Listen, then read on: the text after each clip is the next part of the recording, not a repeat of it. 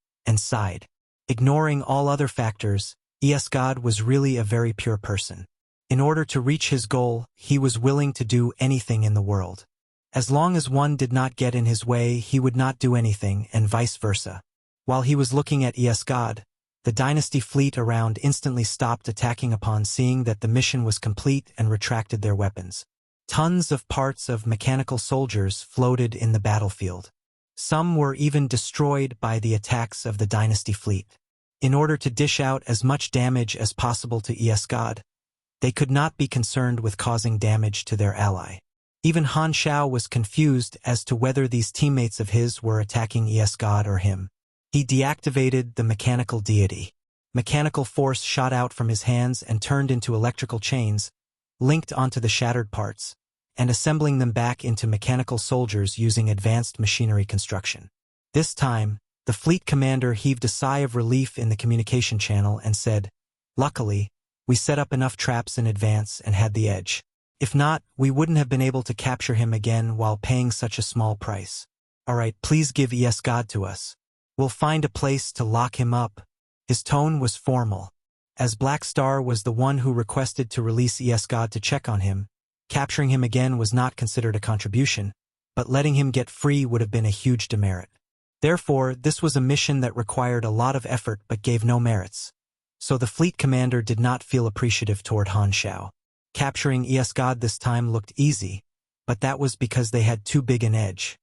God was immobile before, which was why they could set up an encirclement any way they wanted, letting God, who was in a weakened state, out after being fully prepared. If God was free in the beginning, there was no way he would have been surrounded by this many traps. A few dynasty spaceships came to take the prisoner away. Han Xiao stood in place for a while as he watched them bring God away. Only then did the dynasty fleet turn off all the space-time stabilization devices. He curled his lips, opened the dimension factory, and stuffed his mechanical army into it for repairs. After rejecting the invitation of boarding the ships, he took out a king mechanical army and disappeared. The next moment, he appeared in a machinery factory that was no longer in the constellation corridor. He crossed multiple star fields directly and arrived in Black Star Palace that was in the flickering world instantly, using the throne in his private workshop. Beep, beep, beep. At this time, the communicator rang timely. Han Xiao took it out, and as he expected, it was a call from Ernrel. as she used her ruler rights to approve Han Xiao's request to open God's seal to check his status. She had been paying attention to the live broadcast the whole time, so she called right after it ended. Black Star, I've seen the process. Looks like your worries did not come true. Ernrel nodded. Maybe. Han Xiao shook his head. God's body was still very much alive and not an empty shell, so in the dynasty's eyes, this was undoubtedly his original body, and their doubts were cleared. Although he had confirmed God and God's relationship through this, he could not use the information from the interface to convince the dynasty. Although God showed signs of his soul being torn, the difficulty of verifying that was way too high. First of all, God would certainly resist and not possibly obediently accept the check. Plus, they could not check on God when he was locked inside the spacetime amber. Secondly, God's level was too high. Only an extremely few peak beyond grade, as in the universe who were experts in the soul territory, could investigate his soul fully, which would also require God to not put up a fight. This was like the difference between using one's ability to attack and using it to cure a sickness. The latter required much more precision. Thirdly, on the surface, the effects of having a weakened soul and torn soul coincided. It would be extremely difficult to differentiate them. Both could be seen as the side effects of being locked up by the spacetime amber. Even if all of those difficulties were overcome and God's soul was proven to be in a torn state, there was no way he could prove the connection between God and God to the dynasty. The evidence was too weak. Considering all the factors, Han Xiao felt that there was close to no way he could find any solid proof on this matter. Ernrel did not have many doubts and said, "Being worried is a good thing. At least what you did got rid of a possible problem for the dynasty, and now we can safely lock God up without having to worry. Plus, you captured God again without paying much of a price. You didn't disappoint me." She did not feel what Han Xiao did was completely unnecessary. She was the one who gave the order, and Black Star executed it only after she approved it. Now that the matter was settled, it was not a bad thing but a good thing. From her perspective, this operation was a form of reassurance. I guess. Han Xiao was not in the mood to say much.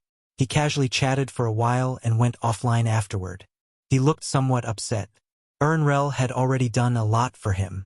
There was absolutely no merit in this operation. Instead, she had to bear the risk of letting God escape and the responsibility of approving the operation that caused it. At the end of her term, she definitely had to focus on keeping a low profile and making sure everything was going on smoothly. Willingly approving his proposal was already a sign of her strong trust in him. He could not ask her to do more. If God. No, God wanted to completely wipe his history clean. He most certainly did everything the dynasty asked him to do and nothing else while he was weak, not showing any signs of his ulterior motives. Han Xiao was not able to find any solid evidence this time, so he could not accuse God of anything. Without solid evidence, the dynasty had no reason to believe in his accusations and test the loyalty of a direct beyond grade A member out of nowhere. Therefore, this method was definitely not going to work. If God really decided to take the lawful path, even if he found evidence, as long as it was not completely definitive, the dynasty might not even want to recognize it so that they could avoid losing a direct beyond grade A member with infinite potential. This was not completely impossible. I'll have to make other plans. Since there's no way to convince the dynasty to investigate God thoroughly, I can only do it myself. Han Xiao frowned and pondered. If he was to attack God secretly and it was discovered, he would undoubtedly be in astronomical trouble. Even if he did it secretly enough, the dynasty would also put in a tremendous amount of effort to search for the culprit. Due to the organizational nature of the Beyond Grade A Association, it would certainly become a key target for the dynasty's investigation, which would also cause an enormous storm. It might even become the fuse of a new tragedy of the pinnacles. Han Xiao had to admit that the method God used to wipe his history clean was impeccable. He became a direct member of one of the 3 universal civilizations, acquiring super powerful protection. If something happened to him, more beyond grade as might be dragged down with him. However, if he was left alone, the entire explored universe would be in danger. He was a colossal hidden threat. This was especially true because this B** starred already got into the insides of the dynasty. God only knew what storm he would stir up. He might even end up being the usher for the World Tree civilization. Formidable.com. Furthermore, God's Esper ability had way too much potential. He was still considered easy to deal with now that he had only just entered the beyond grade A territory, but as he grew stronger, he would rapidly become tougher to deal with. What a dilemma! Han Xiao rubbed his nose and was a little troubled. Sometimes there was no perfect solution, and a decision had to be made between two bad choices. His thoughts fought internally for a while, and he finally made up his mind. I must get rid of this time bomb as early as possible before he grows too strong. If I wait for him to show any flaws, it'll be too late. Han Xiao clenched his teeth. He started to brainstorm quickly, analyzing the possible consequences while coming up with all kinds of wicked plans. The best method is to not let God disappear out of nowhere but give a target the dynasty can vent its anger toward. With a direct target, no one else will be dragged down. Hence, not only do I have to avoid being suspected, but I must think of a way to frame it on someone else.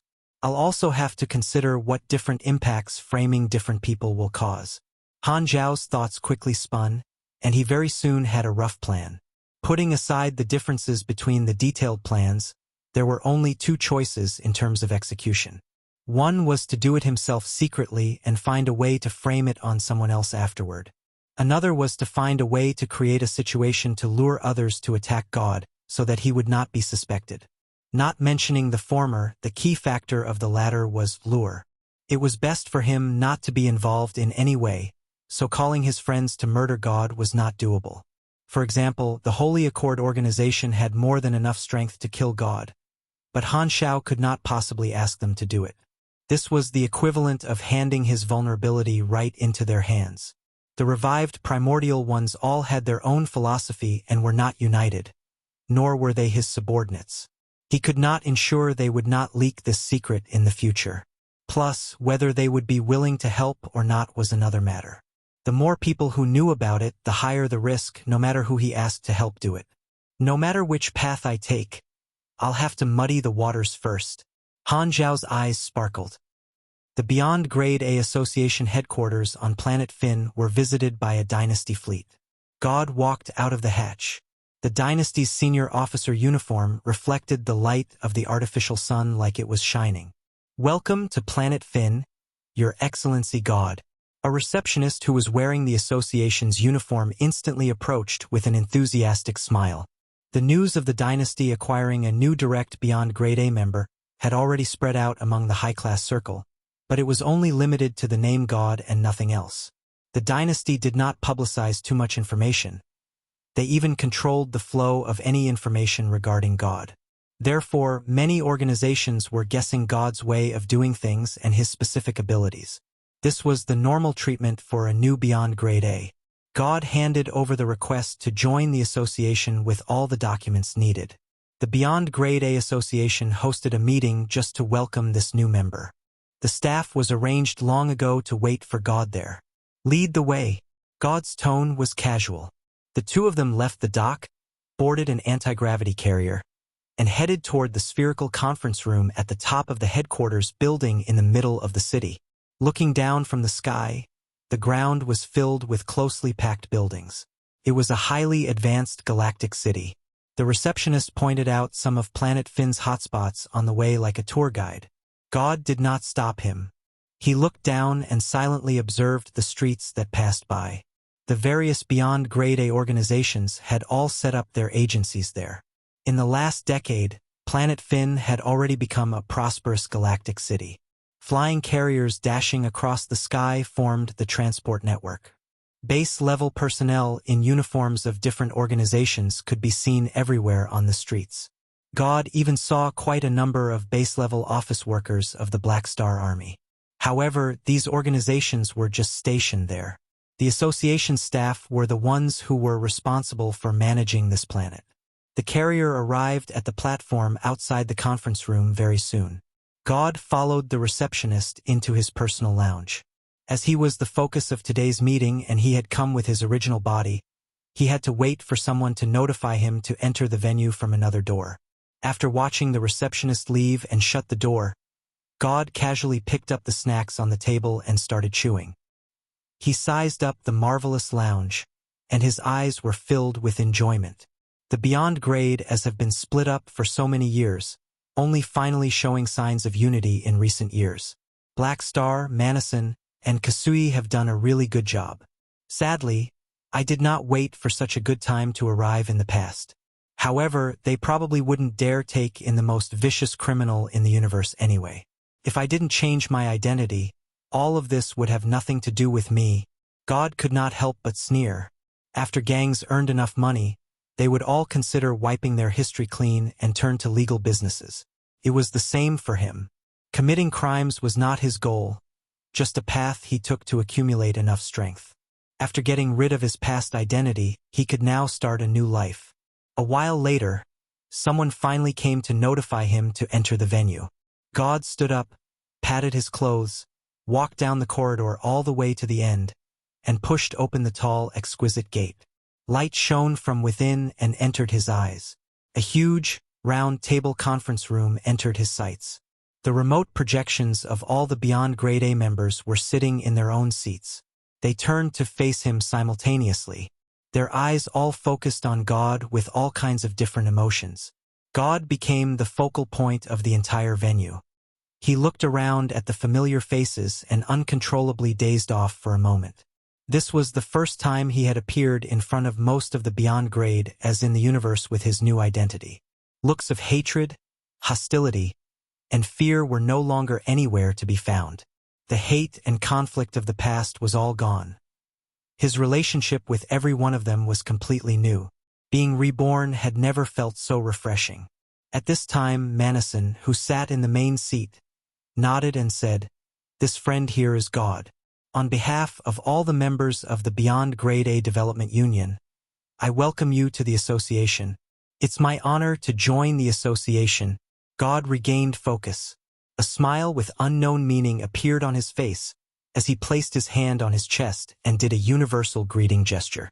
Claudia, who had always been quiet, pointed at the empty seat beside and said, "You're a direct member of the dynasty. I saved a seat for you. Come here and sit." Seeing this, God smiled, walked over, and sat beside Claudia. The entire row beside him was the seats for the direct members of the dynasty. It was like he had found his clique.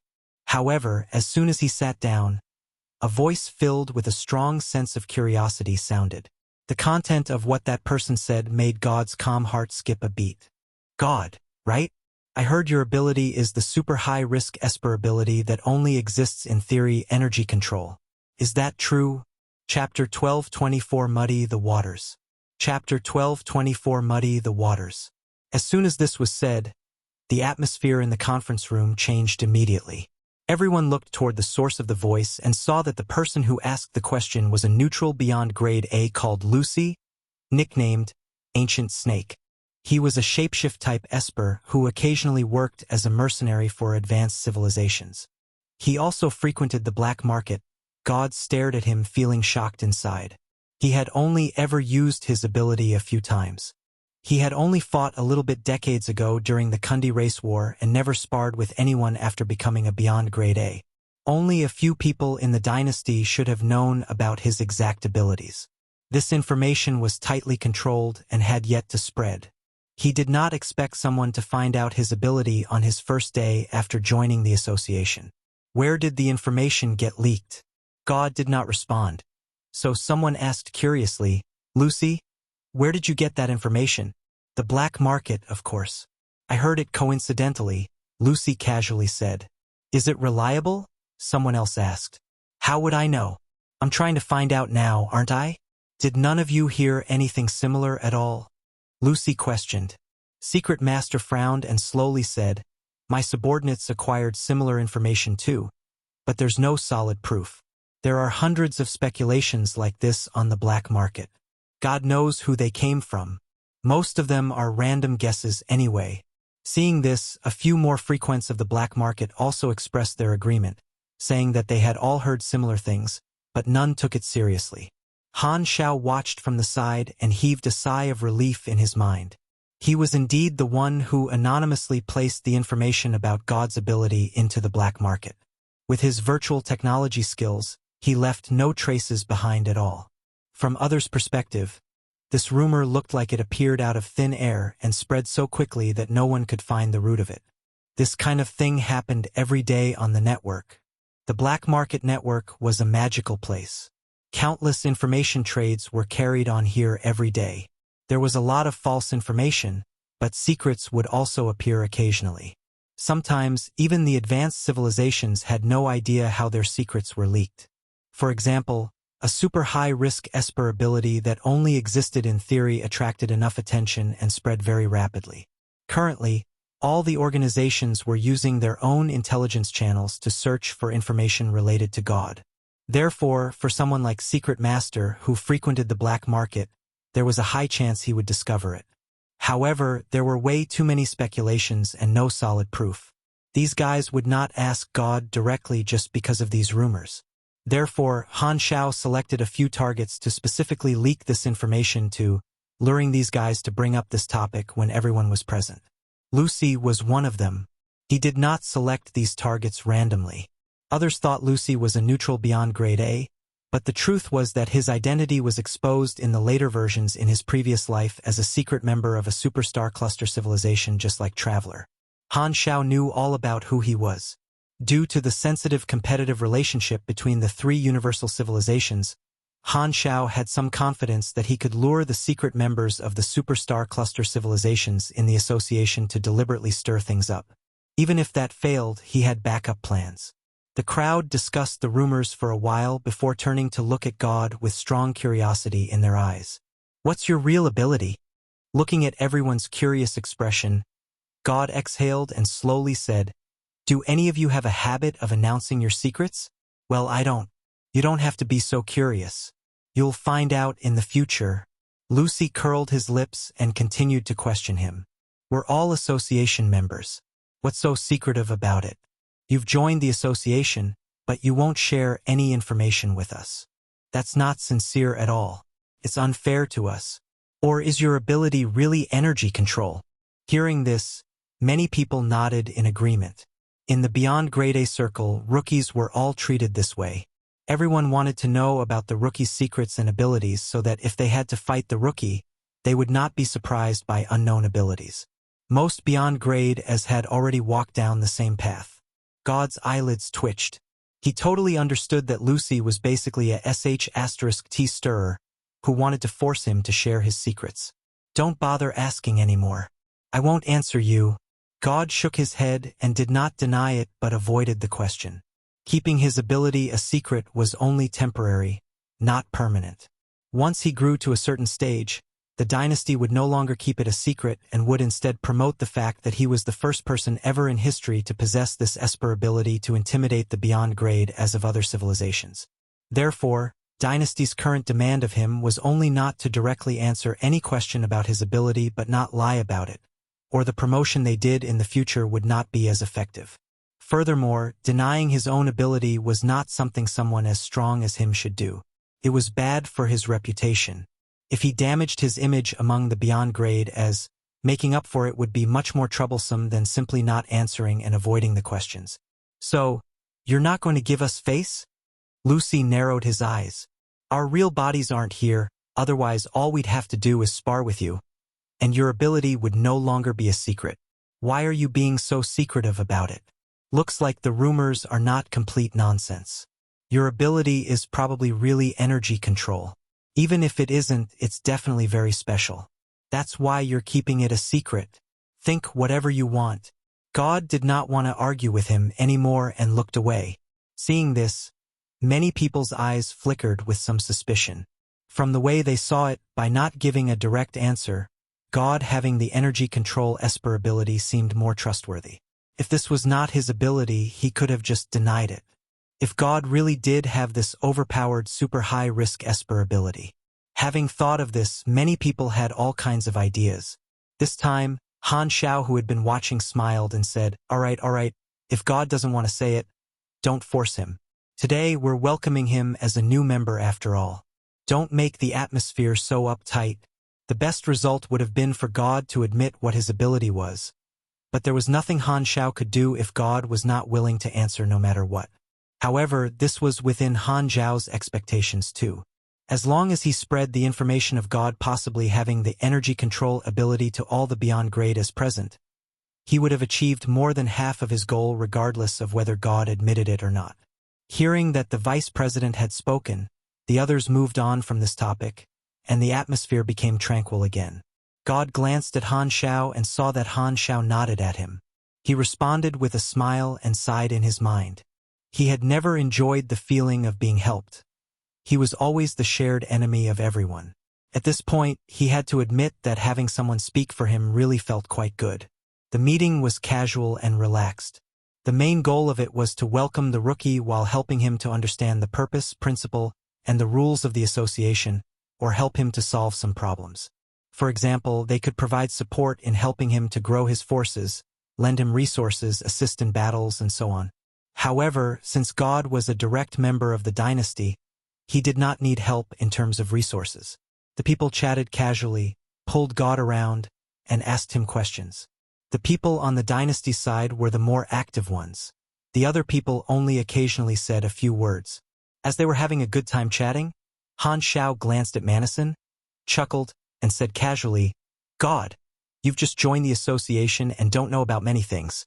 So I must remind you, you have to be careful of our dear mechanic emperor.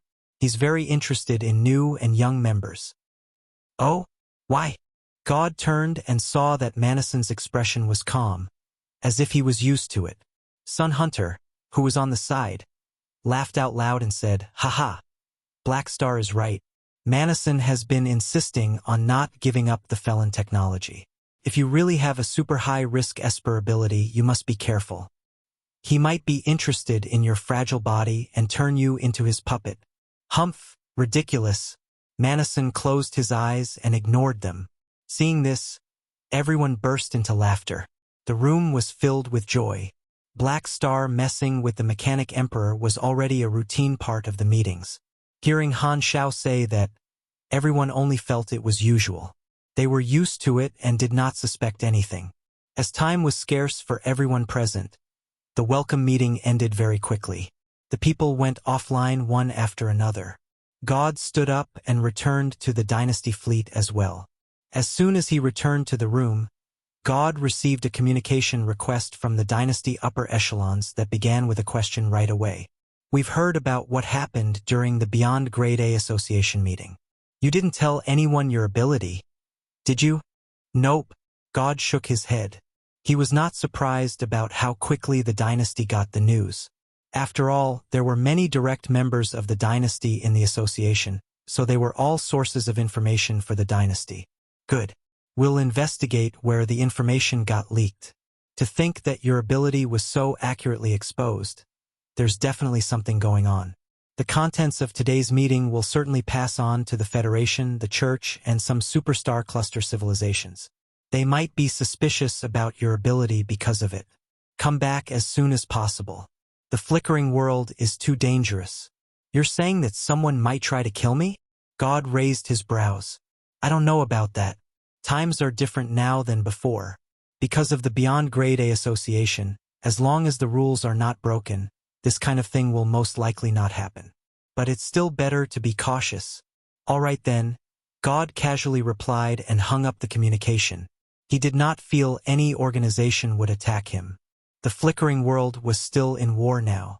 The Federation and the Church would not attack their allies, and the superstar cluster civilization would not dare dispatch Beyond Grade as too due to fear of the three universal civilizations also sending their direct members into the war.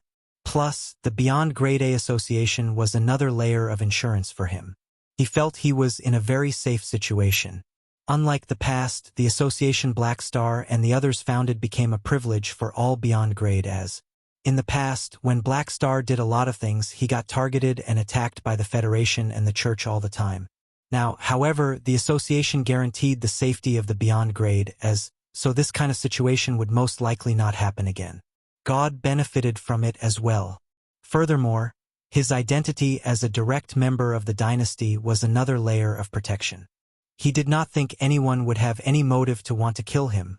The risk of it far exceeded the reward. Now is such a good era for the Beyond Grade as. God sighed and ordered the fleet to depart. Dynasty spaceships took off one after another, entered outer space, and headed in the direction to leave the flickering world. At the same time, the content of the meeting got passed into different organizations by the various beyond grade as on the Federation of Light's mother planet. An Esper who possibly possesses the energy control Esper ability that only exists in theory? As the Federation's president, Bader, browsed the report sent by the direct beyond grade as his expression changed slightly. The chief doyen on the side tapped his cane and said with a deep voice, "This is just a guess. It might not be true, and it's too early to take it seriously. It's a discovery at least," Bader said. "This new beyond grade A of the dynasty is so secretive about everything. It doesn't matter if his Esper ability is energy control or not. He's definitely not ordinary. They say the information got leaked from the black market. Tell the intelligence department to collect related information from the black market network and see if they can verify it. If this is true, the dynasty really got lucky. If they acquired such a super with infinite potential, he will most certainly replace Claudia and become the national pillar in the future. They already have Black Star and now they have God too. In terms of individual strength, the dynasty will be able to maintain an edge for hundreds of years." The chief doyen frowned. "You're not going to do anything, are you? It will cost us much more than it'll benefit us. Don't worry. One beyond grade A isn't important. I won't destroy the great situation we're in now just for such a trivial matter. The church will probably make the same decision too." Bader waved and suddenly said, "But as for others, I don't know. Don't think too much." The chief doyen shook his head. "Times are different. Nothing will happen." Bader thought about it and nodded. You're right. No one will do it unless they're an idiot." Chapter 1225 Speculation and Attack. Chapter 1225 Speculation and Attack. On the other hand, the contents of the Beyond Grade A meeting also got passed on to the various superstar cluster civilizations. On the Star Arc civilization's mother planet. An energy control Esper. This kind of rumor would not appear out of nowhere. Investigate the reliability of this information as soon as possible. The Star Arc civilization was severely worried. In the past few decades, the growth of the Crimson Dynasty had been way too rapid and smooth. Could be considered their golden era. Not a single advanced civilization was not jealous. The dynasty already had people like Dark Lord and Black Star, and now God, whose potential might be infinite, had appeared, not to mention he was even a direct member of the dynasty. This news was undoubtedly a nightmare for the superstar cluster civilizations. With every new talent the three universal civilizations acquired, the superstar cluster alliance faced more pressure in the individual strength territory.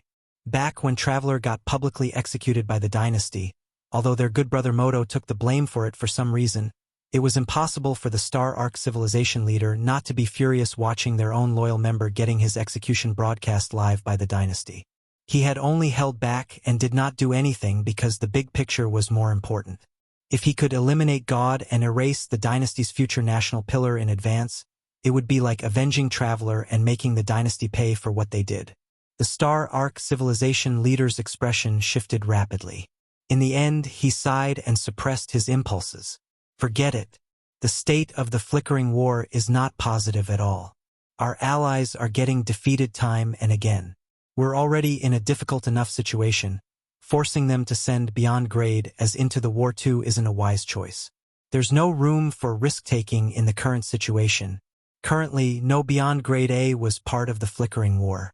The three universal civilizations promising not to dispatch any direct beyond grade as was one of the very few great things for the Superstar Cluster Alliance.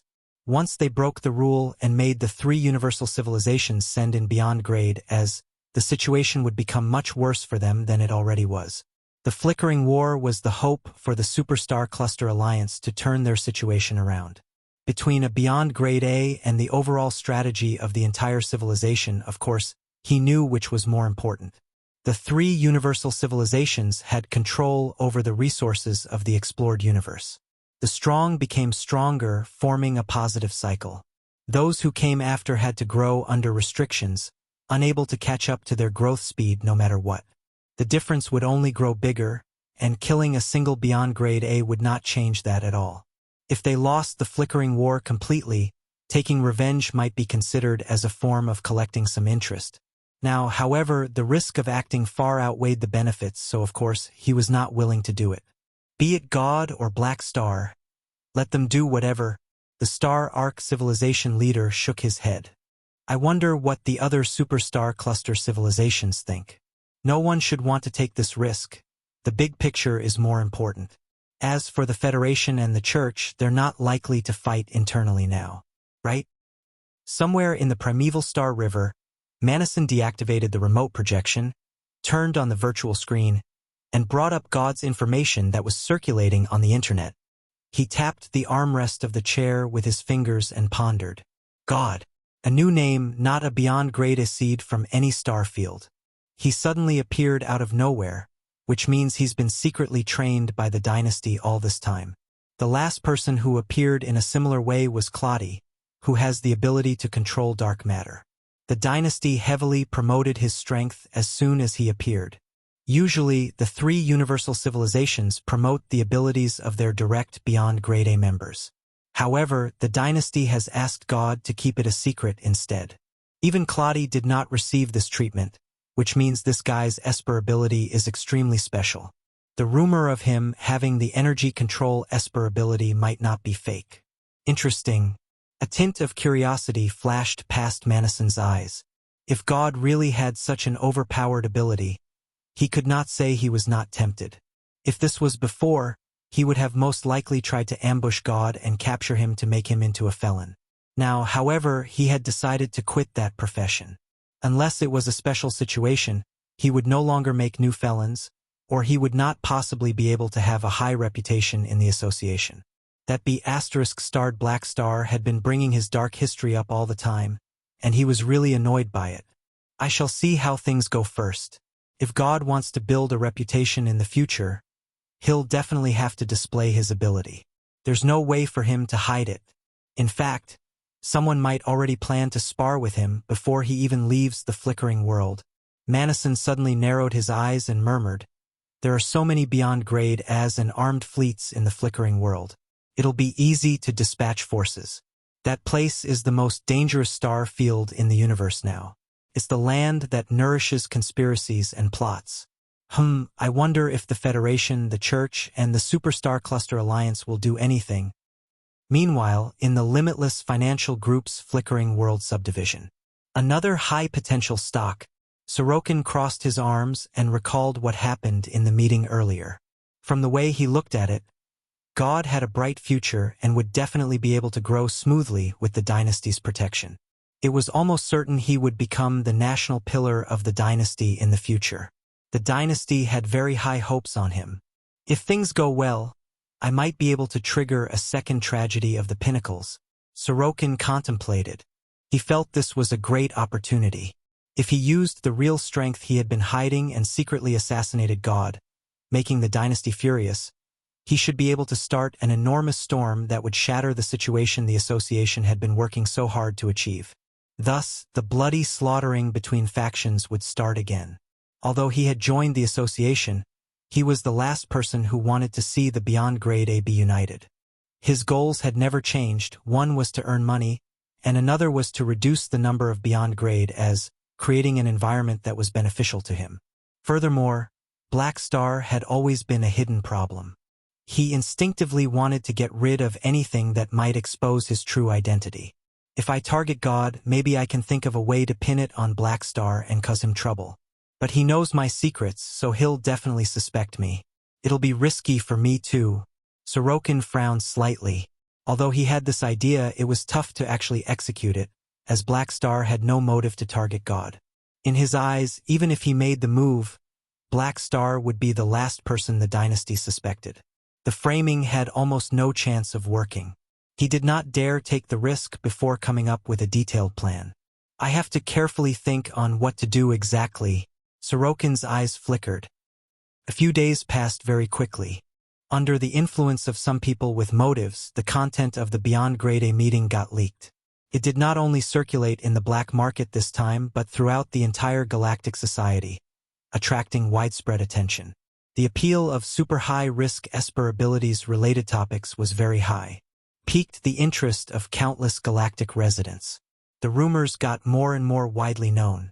Although there was still no solid proof, under the secret influence of some organizations, it was as if the Galactic Society had already confirmed that God's ability was energy control.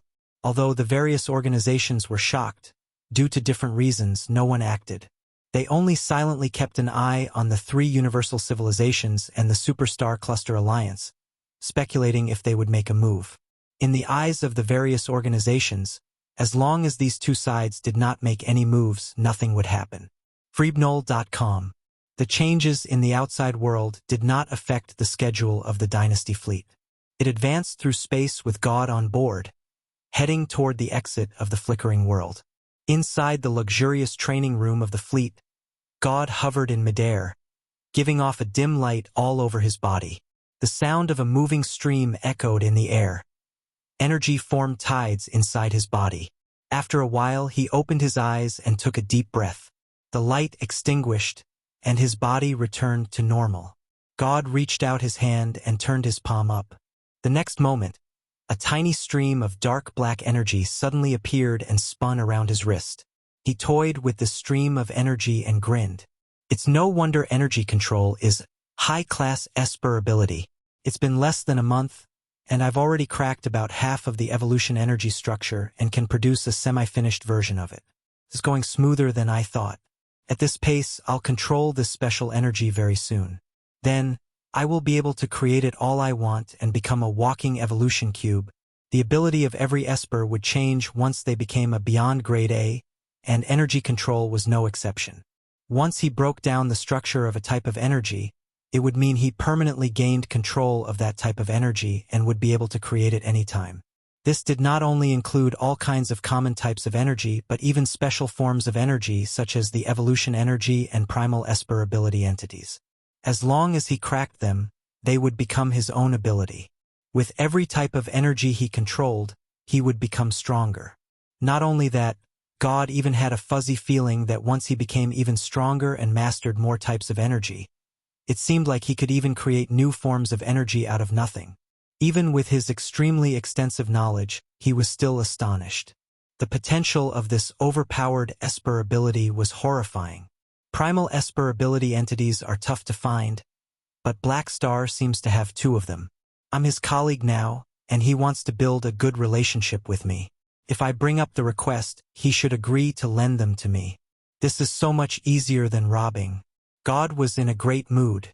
The air felt so refreshing and the future so bright. In the past, when he was a wanted criminal, he could only rob something from others if he wanted it. Now that he had become a member of the lawful faction, he finally felt the advantages of having connections. God sighed as he opened the gate and walked out of the training room. The Dynasty soldiers he met on the way all greeted him respectfully. He was already used to it. When he came to the command room at the bridge, the captain approached and greeted him. Your Excellency God, we're approaching the edge of the 4th exploration stage area of the flickering world. We'll be reaching the entrance of the Stargate route in 2 days. After that, we'll quickly pass through the remaining star clusters through the Black Star Army's territory. Good work, God responded monotonously. Thank you. It's an honor to serve. Why? The captain's tone was humble. However, before he finished, the ship suddenly trembled. It exited from hyperdrive mode and stopped. Bang! The staff all staggered due to the momentum. Some even fell to the floor. The captain held onto the table and yelled, "What's going on?" Very soon, an operational officer responded with a shocked tone. Captain, the spaceship's artificial intelligence suddenly lost control. It locked down the engine, activated the emergency stop, turned off all devices, and disconnected from the quantum network. We've lost contact with the other spaceships. Is this an attack? The captain was furious. Who dares attack the Dynasty's forces? Turn on the backup artificial intelligence immediately and regain control of the spaceship. The operational officer quickly returned to his post and worked on the system, but he was covered in sweat very soon. It can't be done. All functions of the spaceship are frozen. The Dynasty crew inside the command room were panicking. God glanced at them. He then turned to look outside the porthole and frowned. Am I the target? God was surprised. He felt this was the only possibility. He had analyzed his situation long ago. For their own sake, the odds of the various organizations attacking him were extremely low. He originally thought his trip in the flickering world would be smooth and did not expect someone to really take such a big risk. Looks like the doing of a virtual mechanic. Is it the Mechanic Emperor? TSK, is he really planning on capturing me and turning me into a felon? He's already in such a horrible situation. Yet he still dares to enrage the dynasty? God was shocked. Being shocked was one thing, but he was not nervous. His experience of being attacked was way too rich. The emotion fear did not even exist in him. Furthermore, he was not really a new beyond grade A. Although his strength could not compare with his old days, he had still inherited part of it and was stronger than someone at his level should be. This was one source of his confidence. If the attacker was the Mechanic Emperor, he had to admit he would not be able to defeat him and could only look for a way to escape. However, if it was some other organization that took him as a new beyond grade A and wanted to eliminate him, they would have made a huge mistake. In his eyes, the only ones who had the motive and the ability to attack him were the Federation, the Church, the Superstar Cluster Alliance, and the Mechanic Emperor. It basically could not possibly anyone else. God's beyond grade A senses suddenly spread out and covered this entire area. Let's see who wants to kill me. Chapter 12:26 Stop acting. I know who you are. Chapter 12:26 Stop acting. I know who you are. God's senses spread rapidly in all directions, covering more and more area.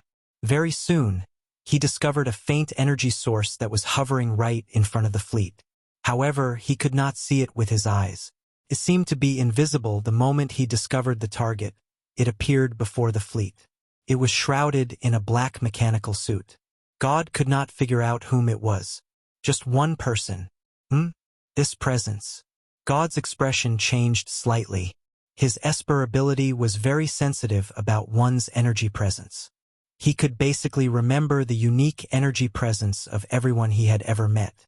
He noticed that the presence of this attacker was familiar, so he might have met them before.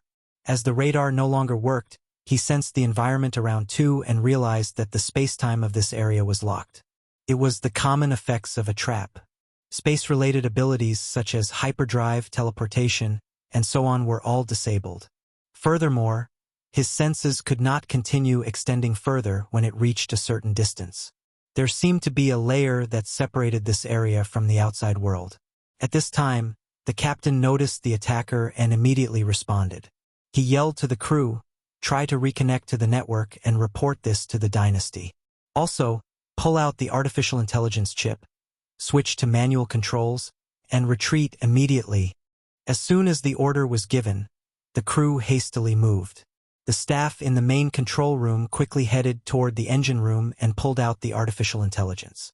They then used the hardware system to cancel all the artificial intelligence's authorization to control the spaceship.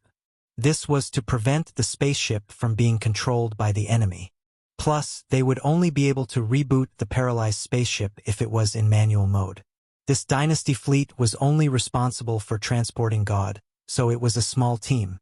Although the performance of the dynasty battleships was higher than most spaceship models, the size of this team was too small. Its combat capability was very limited and could not possibly fight a beyond grade A. Most importantly, their communication channel was cut off, and they could not request reinforcements from the outside world. The most important mission right now was to get the information out, so the captain did not want to fight. All of this was the standard response written in the Dynasty Commander Strategy Guidebook. However, although his idea was decent, with the communication network cut off, the command system was broken, and his orders could not be passed on to the others. Shifting into a magic-oriented emergency command system would also require some time, and this time dictated the difference between life and death. Before this dynasty fleet made a move, countless golden electric arcs exploded from the attacker's body. Inside the cluster of electric arcs, a black bean-like particle expanded and turned into an enormous mechanical army, instantly filling up the sights of everyone. Mechanical force, soldier nest, compressed orb innovation, armed body. Indeed, it was Han Xiao's original body who came to attack God. He deliberately spread the message to have the various organizations suspect each other, but all of that was for one thing, to eliminate God without anyone finding out. Otherwise, it would all be a waste of effort. The other organizations were not going to do it, so he had no choice but to do it himself. As history and experience proved, the more parts a plan had, the more unstable factors it would have. Many conspiracies and plots were anything but complicated. They did not have so many twists and turns. Therefore, he did not have to be flashy to achieve his goal. Focusing on the main conflict was the key. Now the waters were muddied.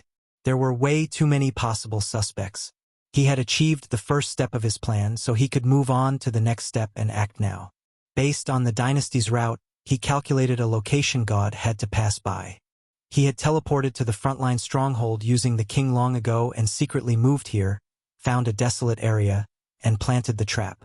Not only did he place space-time stabilization devices in this area, but he even used a large area detection masking device and sealed this area up. The inside could not detect the outside, nor could the outside detect what was going on inside. No matter how intense the battle was on the inside, the detection devices outside would not be able to sense the energy shockwaves of the battle and see it as nothing was happening. This way, the chances of anyone discovering something were reduced. Additionally, Han Xiao planted many other devices that blocked all kinds of detection methods. Anything he could think of, all to reduce the chance of getting discovered. Only a mechanic would be able to do something like this.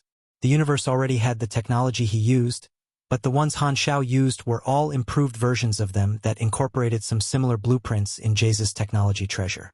These devices were very advanced and much more effective than the ordinary versions. Of course, the battleships of advanced civilizations had respective detection devices for all these traps. If they were traveling normally, the dynasty fleet would have discovered the anomaly from very far away. However, the range of Han Xiao's hacking abilities was extremely far now. He had secretly won the heart of the dynasty fleet's artificial intelligence long ago and taken control of the fleet, which was why they did not notice it at all. Otherwise, the dynasty fleet would never have stepped into his traps. Though God's energy control esper ability was powerful, he was powerless in the virtual territory and could not notice anything. As soon as the mechanical army appeared, it fired right away at the paralyzed dynasty fleet without hesitation. Countless beams of light flickered through space. The next moment, the storm of attacks penetrated the dynasty fleet's formation. The shields of the dynasty fleets were frozen. They were defenseless under the rain of attacks. Beams penetrated the ships one after another. The thick exterior armor became twisted and torn.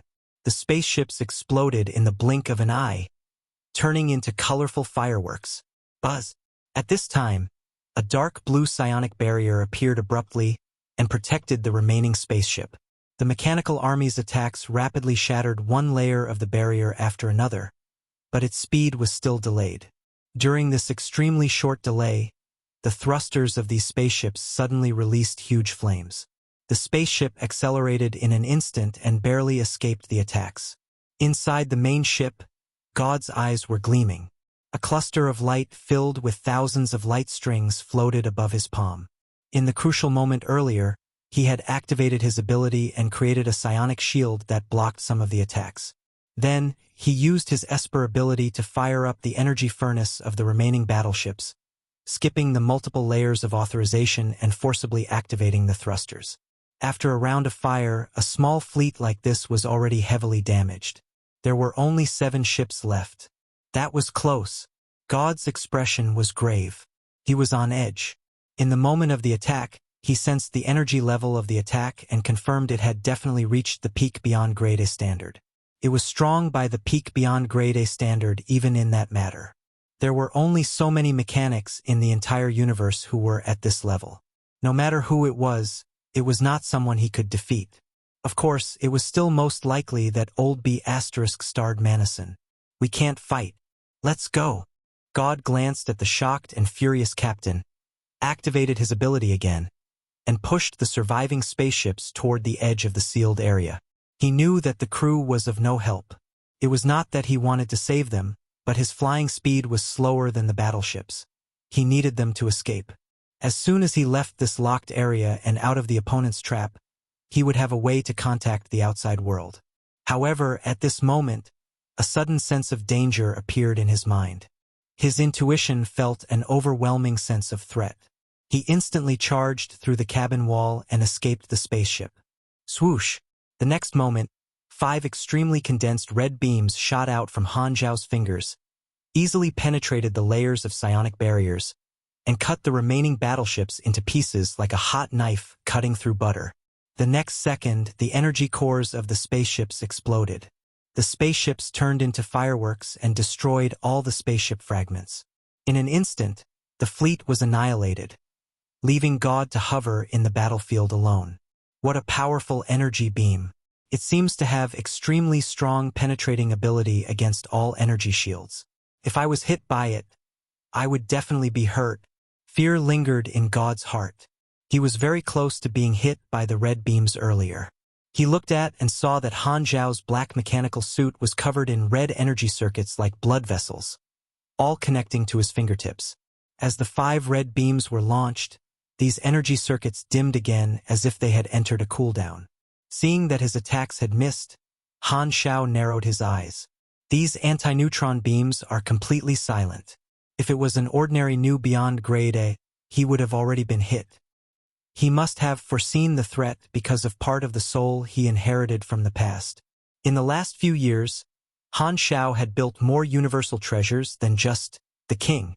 This black mechanical suit was originally a gold blueprint from Jayz's technology treasure. Han Xiao had fused some modern technology into it, improved it, given it a new name and called it Black King, ranged gear. This was just one of the products in the series. There were also melee gear, army gear, and defense gear, which excelled in different areas. He called them the Black King series, and they were all gold-grade mechanical suits. Without hesitation, Han Xiao charged toward God. God turned around and fled right away. However, without a spaceship, his flight speed was no match for the mechanical army. He instantly got surrounded by the mechanical troops and fell into a dreadful spot. As soon as the fight started, Han Xiao immediately noticed just how much of an edge God's Esper ability gave him. Not only did he have an outrageously high resistance against energy attacks, but he could even absorb the enemy's energy attacks during battle to recover his own energy at an astonishing speed. Basically, at the beyond grade A level, having this Esper ability meant having infinite energy. It was incredibly overpowered. The superiority of his Esper ability was extremely apparent.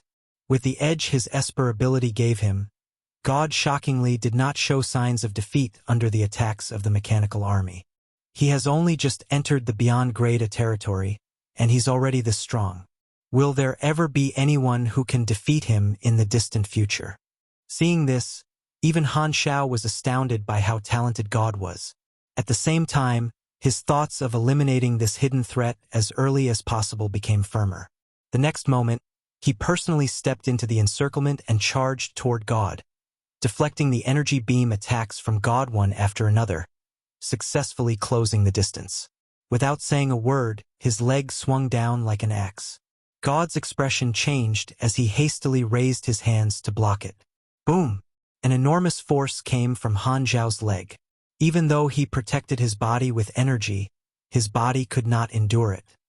His bones broke one after another, and intense pain flooded his mind. To think I got physically beat up by a mechanic. If my grade was a little bit higher, you'd be done for. God clenched his teeth and endured the pain. As he attempted to back away, he realized his arms felt like they were stuck to the armor on Han Xiao's leg, and he could not pull it away. He hastily looked at it and saw black nanoparticles spreading at the area of contact, rapidly covered his arms, and headed toward his entire body. *T. God hastily controlled his energy, attempting to get away. However, at this time his mind suddenly trembled. His soul was dragged into a world made of data streams, and he lost control of his body. Before he could react, a gigantic silhouette appeared and slapped his soul into the ground. This is virtual soul. God had vivid memories of this ability. He clenched his teeth and shouted, "Manison, is that you?" Han Xiao ignored him and continued attacking. Inside the virtual domain, God's soul was powerless and was thrashed. Luckily, the strength of his soul far exceeded normal new beyond grade as, only because of that was he able to quickly escape. As God's consciousness returned to his body, before he could catch a breath, he realized his entire body was wrapped by machines as if he wore a mechanical suit. Before he could start resisting, he saw Han Xiao snap his fingers. Whoosh! The next moment, God disappeared without a trace. The king mechanical suit took him away through teleportation, ignoring the space-time lock in the area. Execute the second plan. Han Xiao turned around immediately and told the mechanical army to bombard the area, wiping away all possible traces of the fleet. At the same time, he folded and compressed the mechanical army and placed them back in his main body. He had prepared multiple plans. If he could quickly eliminate God right here on the spot, it would be the best. However, if God had the ability to hold on for an extended period of time, he would find a way to change the battlefield. Although he had set up many traps, the fourth exploration stage area of the flickering world was way too boisterous. There were uncertainties everywhere. The longer he took, the more risk he would have to bear. He did not want to spend too much time there to avoid running into someone. The last time he traveled with Kasui, he had recorded the coordinates of many deep-layer secondary dimensions on the way. While waiting for God to arrive, he had chosen a stable dimension no one had ever visited and placed a few thrones there. He had also left some mechanical armies in that dimension to transform it into a larger sealed area. When they arrived in the deep-layer secondary dimension, only then would all of God's ways of escaping be eliminated. Han Xiao quickly finished up cleaning the traces, stored his troops, hastily changed into another king's suit, and instantly disappeared. As the images in his eyes flickered, he arrived at a new area. There, the earth was white. It was desolate. There were absolutely no signs of life, as if it was a black and white world. Only outsiders carried colors with them. In midair, the mechanical army that had set up an ambush in this secondary dimension had surrounded God and was attacking him so that he could not escape. Seeing that Han Xiao had appeared, God instantly turned and looked at him. His eyes were filled with shock. The teleportation function of the king was already one of Han Xiao's signatures. When he fell for it, he finally knew who the attacker was, and he could not believe it. While barely holding on against the attacks of the mechanical army, God stared at Han Xiao. His tone was filled with shock and confusion. Black Star, it's you. What do you mean by this? He had absolutely no idea why the person who attacked him was Black Star. Aren't we buddies now? Didn't you want to befriend me? Why attack me? Knowing that God's doom was certain, Han Xiao finally spoke in a calm tone. Stop acting. I know who you really are. Yes, God. Do you really think you can cut off your past completely and get a new life? The moment his words sounded, God's pupils constricted into dots. He completely lost it. Impossible. My plan's perfect.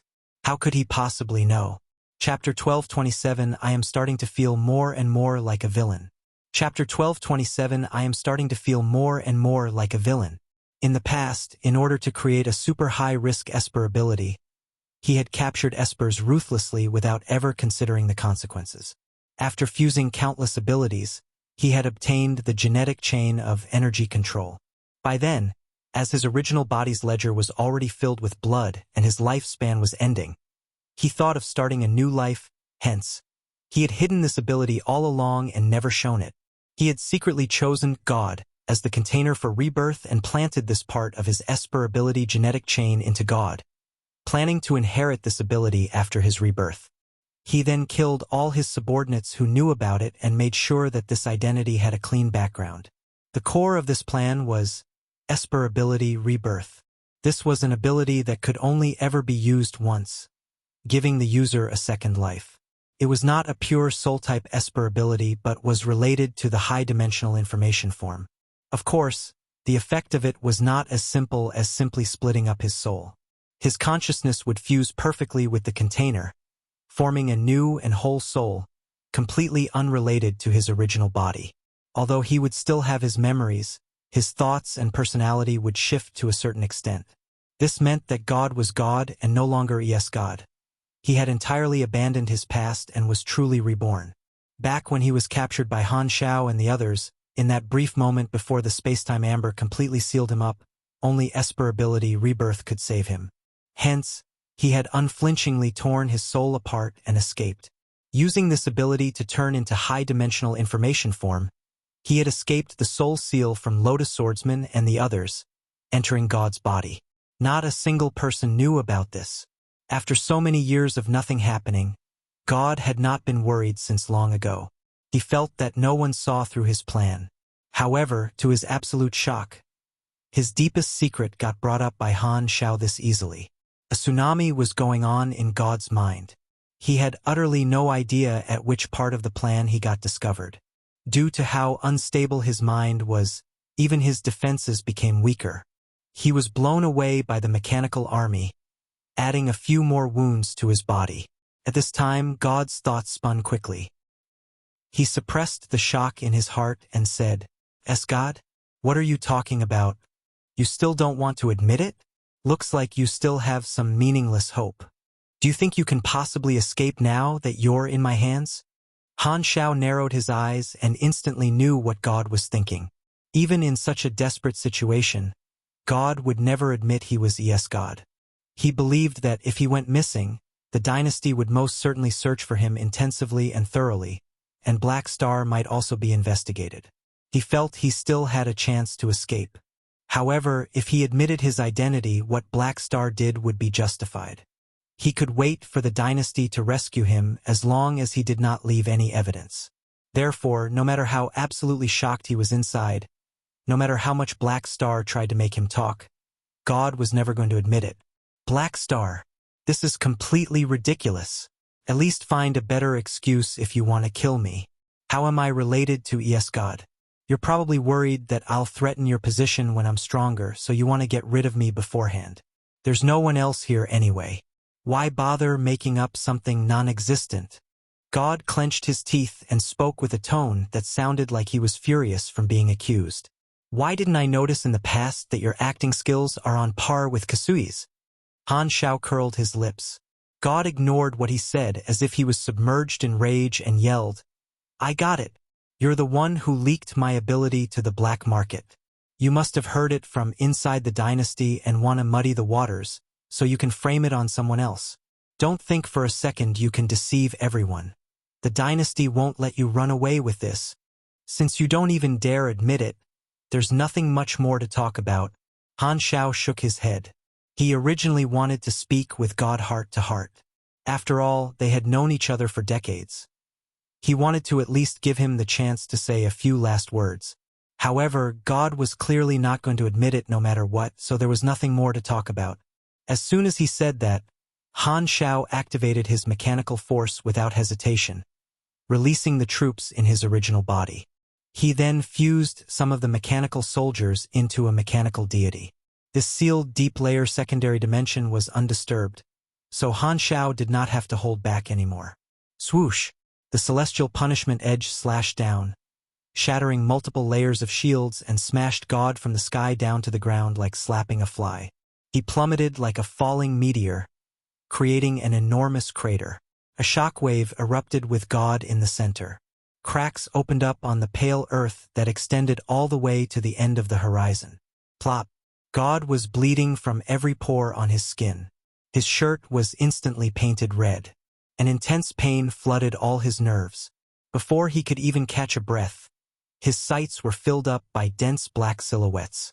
The next moment, the barrels of the machines in the sky all lit up. God hastily jumped up and backed away. The next second, countless psionic cannon beams fused into a gigantic light beam and penetrated the pale earth. The ground instantly cracked and bulged like a mountain rising from the ground. It then shattered and exploded. Boom! The powerful aftershock spread rapidly. Though God created layers of shields, the shockwave still blew him away. He was only halfway up the sky when the mechanical deity caught up to him and smashed him back to the ground, shattering God knew how many more bones. Although God's Esper ability had an extraordinary potential, potential was not the same as actual strength. His current grade was still too low.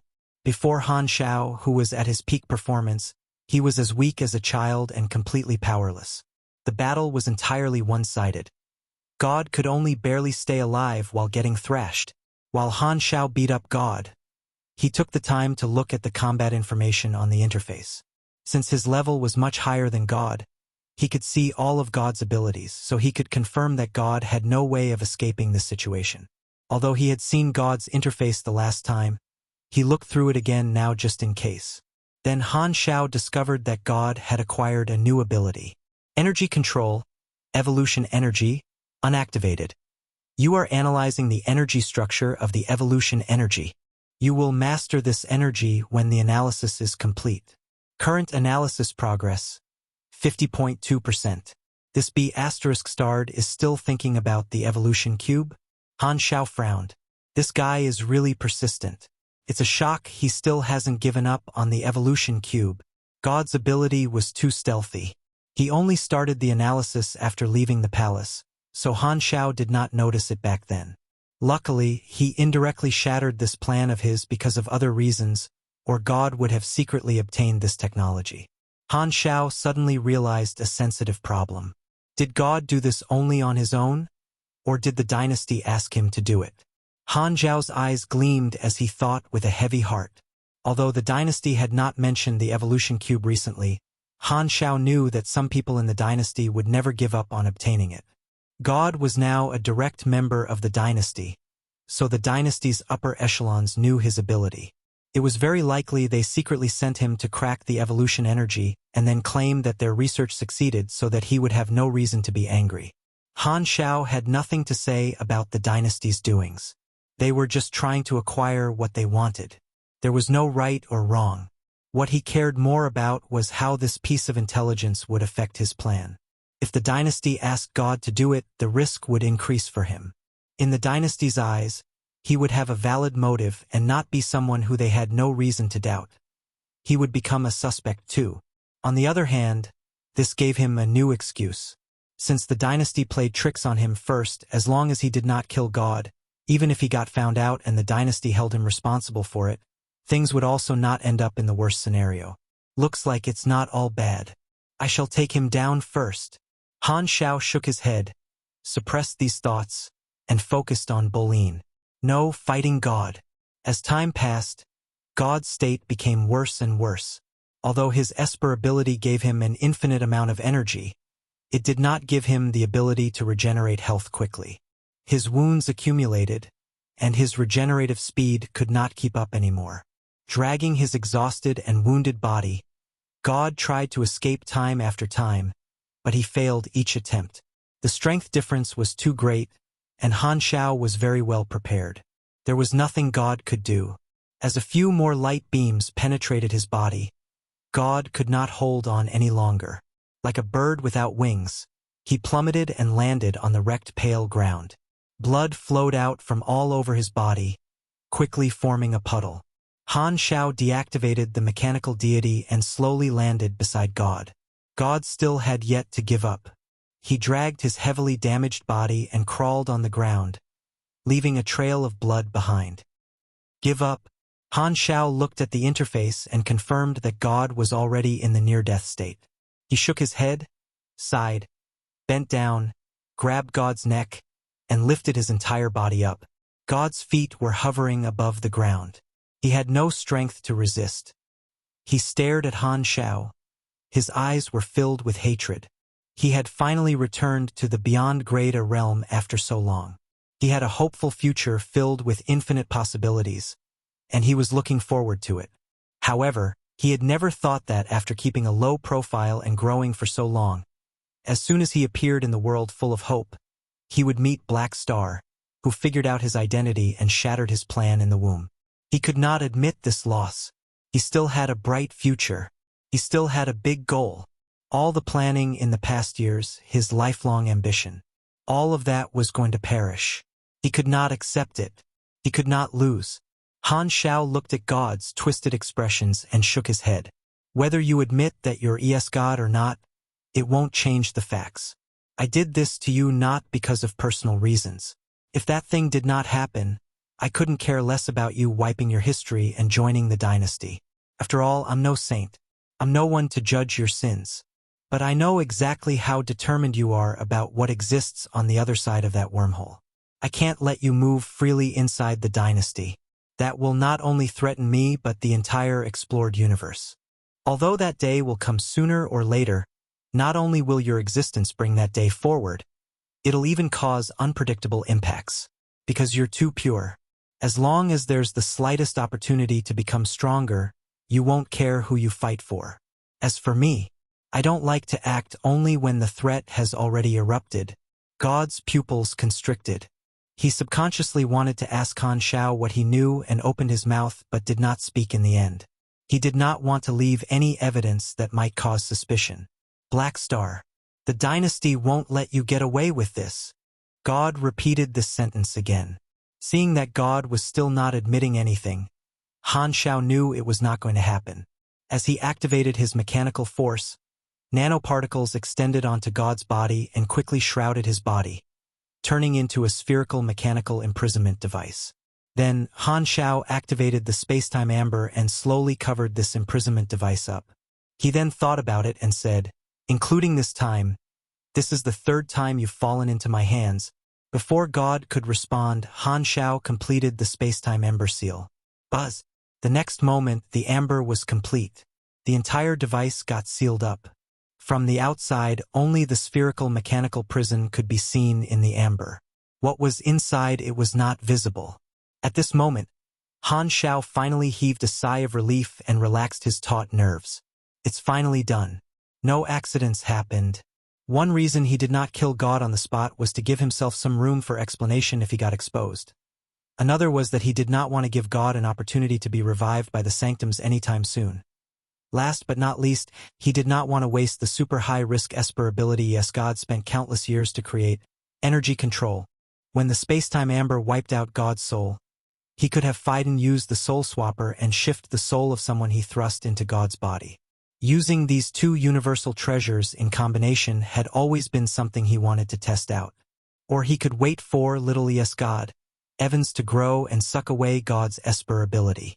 He could even wait till he mastered the felon technology and secretly make God into a felon.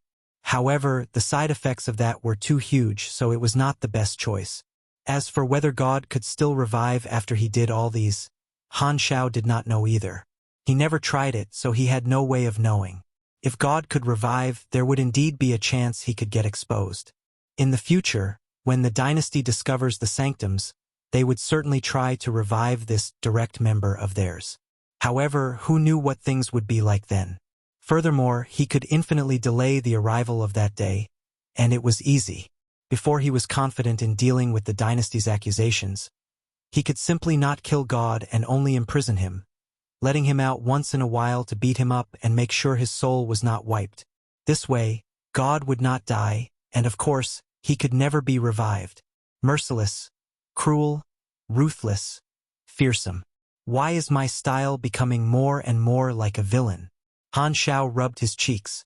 He silently made a joke about himself in his mind before becoming serious. Capturing God was only a start. The more important thing to do was to deal with the storm the dynasty's rage would stir up not long after that would sweep across all advanced civilizations. I've done what I need to do. Now I'll just have to wait for the storm to start. I didn't expect myself to start the fuse this time. Thinking about the various possibilities he had speculated not long ago, Han Xiao exhaled lightly, turned on the interface and looked at the mission. The hidden mission God's secret was surprisingly complete. The mission requirement was to find out God's secret, and Han Xiao did not know what the criteria of that was. He clearly did not find any solid evidence, nor did God admit anything. Did he just have to call out his real identity in front of him? Was it really so easy?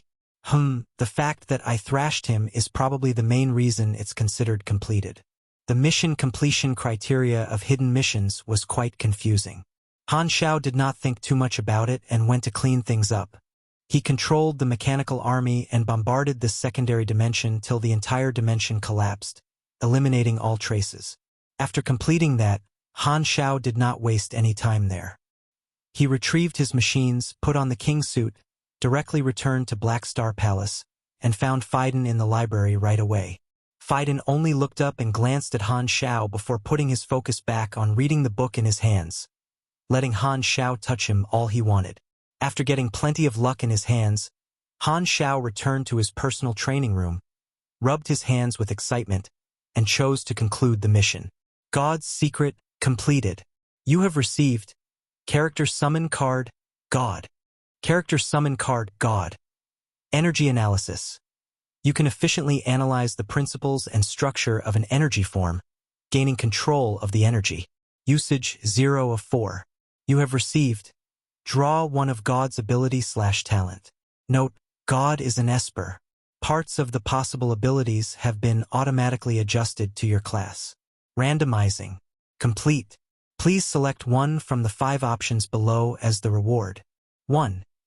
Plasma Shockwave ability. Release a plasma arc beam and deal damage to the enemy. The power of it relies on your INT, MYS, and energy output efficiency. Minimum cost per second, 5 energy. Cooldown, 4 seconds. 2. Kinetic Strengthening ability. Using energy, strengthen your cells and continuously enhance your close-range combat capabilities. The effects rely on your STR, DEX, END, MYS, and energy output efficiency. Minimum cost per minute, 10 energy. Cooldown, 12 seconds. 3. Spiritual Growth talent. Plus 15% MYS, plus 10% CHA. 4. Energy Collecting Ring ability. Absorb the energy around you to rapidly recover your energy. Cost, 2 stamina per second. Cooldown 0. Can be turned on at all times. 5. Perfect Energy Affinity Physique talent. You have astounding affinity toward all forms of energy. Plus 120% basic energy senses, plus 90% basic energy resistance, plus 60% basic energy absorption efficiency, plus 30% basic energy attack damage, plus 20% maximum energy. Chapter 1228 Sorokin's Confusion. Chapter 1228 Sorokin's Confusion. Seeing the last option, Han Xiao's eyes sparkled. Yo-ho? Nice. Among the options, only the last one was valuable. This was one of God's molding talents. The bonuses this talent gave were all basic bonuses. The increase would be very considerable. To Han Xiao, the 3 most useful bonuses to him were the additional 90% basic energy resistance, 30% increase to basic energy attack damage, and 20% increase to maximum energy. His indestructible body was only strong because his regenerative speed was extremely quick, but his resistances were not outrageously high. However, this talent directly almost doubled his resistance to energy attacks. As he became stronger, the attack damage of his mechanical army became stronger too. Hence, the die together combo also became riskier for himself as time went on. The last time he used this in the Celestial Star Alliance, he almost sent himself away. With this talent, if he did the same time again, he would not be in danger at all. This was another big step forward on the path of a mechanic tank. Without this ability, God would have lost consciousness long ago. The basic energy attack damage bonus only increased God's own damage output, but in the hands of a mechanic it was much stronger.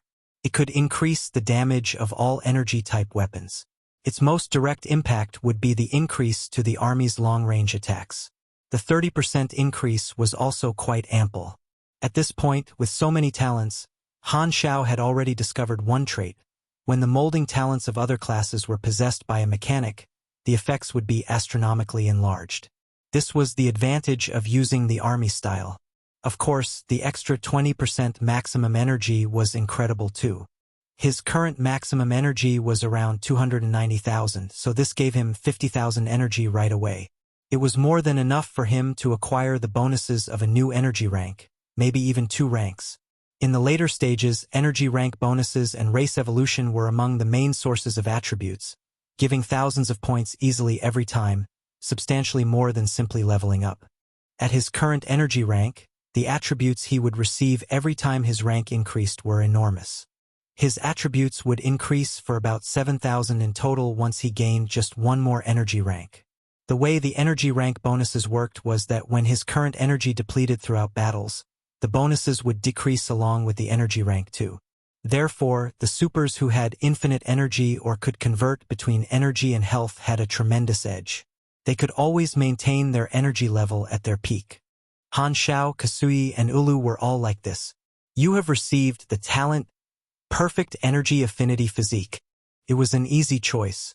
Han Xiao chose the last option without hesitation. The next moment, an intense pain erupted in his body. Luckily, his nerves were tough, and he instantly regained control of his body. This talent changed his physique. All the cells in his body were becoming stronger. The pain only faded after quite some time. His senses of the world changed again. Felt refreshing.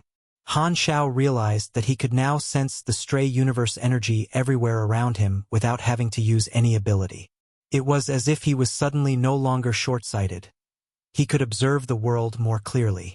Furthermore, his body was even automatically pulling the stray energy in. The stray energy around was gathering unconsciously, moving around his body like pets. Anyone who has this physique can be considered a talent. They'll grow extremely quickly. This talent should also be one of the reasons God became a beyond grade so quickly. Han Xiao's body was filled with energy. He glanced at his attributes. His energy rank had already surpassed the 100,000 level. However, there was no additional notification on the interface, so he was not sure if 100,000 energy rank was a new stage. He was not concerned about it. Based on experience, the benefits of achieving a new energy rank would only show during promotion. That was how it was for the bonuses of 52,000 energy rank and 78,000 energy rank. Therefore, having higher energy ranks at lower levels meant having high potential. As for the effects of the character summon card, Han Xiao had yet to try it. However, based on the fundamental mechanics of the character summon cards, the effects of energy analysis were most certainly not permanent. He had two guesses about it. One possibility was that once he chose which energy to gain control of, he would lose the control when the duration of the character summon card ended. Another possibility was that it was similar to Jayz's mechanic Insight character summon card. Although he would lose the ability after the character summon card duration ended, he would still remember the knowledge he gained by analyzing the energy, which would make studying this type of energy easier in the future. However, he, of course, did not have the energy control Esper ability, so he could not convert energy like God could and would only be able to simulate the process using machines, which would be much more difficult. Espers did not have to understand the principles and mechanisms of their Esper ability at all. They could use it right away. While the others could not duplicate the same process, they had to analyze the process and find another way to carry it out. Basically, Espers only had to know that 1 + 1 made 2, while the others had to find out why 1 + 1 was 2 and understand it. The difference was huge. If the special energy created by Esper abilities were so easy to break down, the advanced civilizations would have mass-produced them long ago, and energy control would not have been seen as an overpowered ability. Nonetheless, at least there are 4 uses. There's room for mistakes. Han Xiao nodded. He was quite passionate about research. Although I can fight pugilists with my fists, I know I'm still a good scientist. After browsing his attributes for a while more, Han Xiao turned off the interface and entered the quantum network. For the time being, he did not plan to go anywhere and only wanted to monitor the galactic network at him, waiting for the storm to arrive. God and his fleet have all gone missing? Inside the Crimson Dynasty, Urnrel, who had just received the urgent report, suddenly stood up. Her expression changed drastically.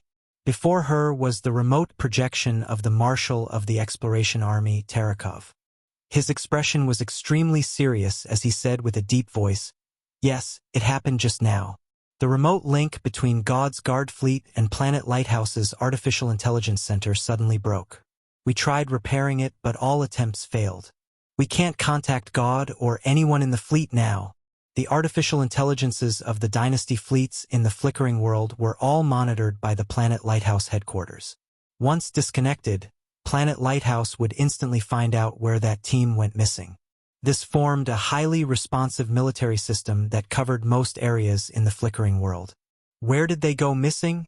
Urnrel frowned heavily. Right at the edge of the flickering world's Emerald Star Cluster, close to the Stargate entrance of the 3rd exploration phase. Using the nearest space buoy as a point, we have circled out the rough range of the area they went missing in. I've already sent the teams nearby to investigate. Hearing this, Ernrel had no choice but to wait patiently. She asked with a grave tone, "What do you think is the cause of this?" "There's not enough evidence to make an assumption." Terekov hesitated, then said, "But personally, I'm guessing that the fleet was very likely attacked. Someone wants to kill God. This is the most likely scenario." Ernrel sat back down, her hands gripped together. The emotions in her eyes were flickering. Not long after, Terekov received a report from his subordinates. His expression changed slightly, and he said, "Your Excellency Ernrel, the teams have sent back the message saying they did not discover any traces of the fleet, nor are there any signs of an anomaly within the area. The spaceships that passed by also said they did not detect anything unusual. It's like the fleet god was disappeared into thin air." Hearing this, Ernrel no longer hesitated. She instantly contacted the chief secretary and said with a firm tone, "Release an emergency summon order. Notify all the upper echelons to drop everything on their hands and gather for a meeting immediately." About 10 minutes later, the remote projections of the dynasty upper echelons came to the conference room one after another. The bosses of the various departments gathered and chatted quietly, not knowing what happened that made Ernrel summon all of them urgently. Very soon, Ernrel entered the room with a serious expression. She looked around at the various upper echelons present and cut to the chase. "This is an emergency. The dynasty's direct beyond grade A, God, might have been attacked and is confirmed missing." As soon as she said that, the entire place became silent. Shock appeared on the faces of every upper echelon. They did not expect to hear something so shocking.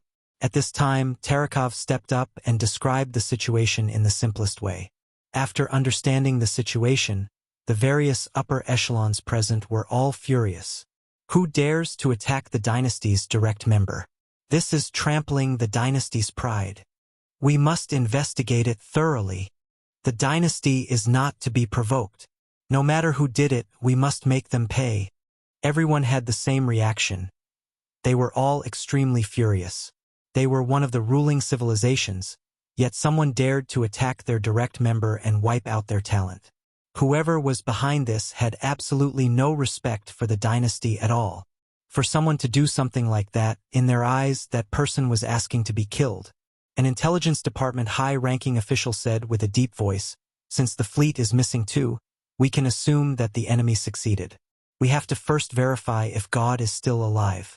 If he's still alive, we have to prioritize saving him." "That's right. God is an important direct beyond grade A. Even if there's only a tiny chance, we must protect his life," another military official agreed. "God is a beyond grade A. To be able to take him down so quickly, the enemy definitely had to use a lot of forces. I suggest checking the space buoys nearby immediately. There should be witness reports of large fleets passing by. Don't have too high hopes. If the enemy could easily cut off the fleet's remote link, they'd definitely be able to modify the records of the space buoys. The enemy was definitely fully prepared and wouldn't leave any obvious clues since he dared mess with the dynasty. The enemy could make our fleet disappear without a trace. There's a high chance that a beyond grade A mechanic is involved." "That's right. The enemy might have left clues in the quantum network. I suggest getting Quantum Demon Judith to investigate, or we can even request help from Black Star if it really comes to that point. Black Star is a top virtual mechanic. Not many people in the universe can hide from him in the quantum network." The people planned and discussed the matter for a while. The topic then went back to the suspect. An officer said, "Some time ago, an unknown force spread information about God's real ability on the network. This might be the fuse. Someone wants to eliminate our talent or has eyes on the super high-risk Esper ability. Not many organizations have both the ability and motive to do this. The Federation and the Church have been our competitors forever. They don't want to see us have someone as talented as God. So they both might act. Especially the Federation of Light. They have the multidimensional sky opening transportation device, so they can kill God without anyone noticing. No, it is now the development stage of the flickering world, and we're still at war. The Federation and the Church wouldn't break our temporary partnership for something like this. In fact, the superstar cluster civilizations are the most suspicious. They might feel that since they have no way of turning the war around, they had to erase a future threat before losing completely. I heard Black Star has been protesting about Manison's felon technology. So the Mechanic Emperor is suspicious too. Don't forget, Ninja from the Arcane Church is suspected to have been killed by Manison, leading to the Church's 10,000 deity scepter falling into the Federation's hands. This guy has done something like this before. Everyone present had the same three speculations. These three sides had both the ability and the motive. Other than them, no other organization would have the guts to attack the dynasty's direct member. Looking at everyone's excited expressions, Beccariotti's expression changed slightly as he suddenly thought of something. One more person has the motive. In the past, he had told God to analyze the evolution energy. If Black Star discovered what God did, Black Star would have a reason to attack him too. Black Star was a suspect. However, Beccarioti could not bring that up. The plan to analyze the evolution cube got called to a stop by Ernrel long ago. Beccarioti only approached God behind Ernrel's back because he received the subtle approval from the next ruler. He was carrying out this plan secretly. This was not something he could point out in this situation. It did not matter whether Black Star was actually the one who did it. As soon as what he did got exposed, not only would he be most likely demoted, it would impact the next ruler negatively too. If Black Star really did it, although Black Star would certainly be held responsible, he would take much more blame. After all, he acted against the orders and placed the dynasty at the moral low ground. All kinds of plots flashed past his mind. Beccarioti opened his mouth a bit but chose to stay silent in the end. Even if Black Star was the culprit, he was not going to say it. Beccarioti thought things through very clearly. It was the next ruler who hinted for him to carry out the plan. The two of them had a silent agreement to have the new ruler break this case open after Ernrel's term ended, so the new ruler's reputation and image would be increased. However, although Beccarioti had this plan, what made him stay silent was more the fact that he did not believe Black Star was the culprit. With Black Star's position, even if he did notice what God was doing, he had no reason to make it into such a big deal. He sure had the motive, but it was too weak. Furthermore, the way Beccarioti looked at it, the title of National Pillar and the 3 Universal Civilizations Consultant were more than enough to tie Black Star up. After enjoying the benefits of them, Black Star would not want to lose them, so he would not do something as rash as this. While Beccarioti was brainstorming, the others quickly came to a decision. Ernrel made the decisive call. Announce God going missing on behalf of the dynasty immediately. Tell the entire universe that the dynasty will find the culprit no matter the cost. Swoosh! The upper echelons present stood up simultaneously and nodded. Understood. At a border Stargate transit station of the Emerald Star Cluster, a man wearing the uniform of the Limitless Financial Group stood at the scenery observation area and looked at the galaxy outside the porthole. The border Stargate was not far away. Belts of light extended from inside the blue space vortex. They were all spaceships entering and leaving the border. Based on the time, the fleet guarding God should arrive in a day at most, this Limitless Financial Group employee murmured. It was not the original owner who was controlling this body but Sorokin's manifestation. According to the route the Dynasty fleet was taking, they should be leaving the flickering world through the Black Star Army's territory. Hence, Sorokin had possessed this person many days ago and waited at this Stargate, wanting to observe the size of the fleet God was in. He could only come up with a detailed plan after obtaining enough information. However, although he was already making preparations, he was still hesitant as to whether he was going to make the move or not. After all, the matter was too huge. If I do it, it's best to do it in the Black Star Army's territory. It'll be easier to frame it on Black Star this way. Even if I fail, Black Star will be held responsible if something happens to God in his territory. Sorokin pondered. Beep, beep, beep. At this time, his communicator suddenly rang. Sorokin took it out and glanced at it casually. It was an announcement the Dynasty had made in the public channel, which forced a notification to pop up on every communicator. According to the general quantum network communication laws, only the civilization that ruled over an area had the right to do this, not any other organizations, especially not consortiums. TSK. How great would it be if this could be used for advertising? Sorokin mumbled and opened the message. With just one look, his expression froze on his face, and his entire body turned stiff. God was attacked and is already missing? Sorokin was stunned. His mind was filled with question marks. Wait, what? I haven't started moving yet. Which hero did my job for me? Marvelous. I thank you. The sudden turn of events astonished Sorokin totally. Not only him. As soon as this enraged announcement from the Crimson Dynasty was publicized, the entire galactic society was absolutely shocked. It all happened so suddenly. No one was mentally prepared. Chapter 1229 The Thief Calling the Cops. Chapter 1229 The Thief Calling the Cops. Somewhere in the Emerald Star Cluster, a small fleet was slowly sailing.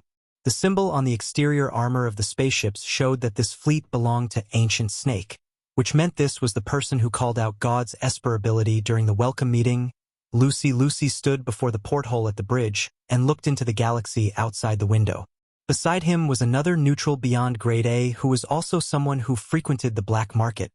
How long till we arrive at the Star Cluster's border Stargate? Lucy asked without turning around. About a day, boss, the captain hastily answered. Hearing this, the neutral beyond grade A on the side and said, I don't think we can catch up to God. Lucy, do you really have to spar with him?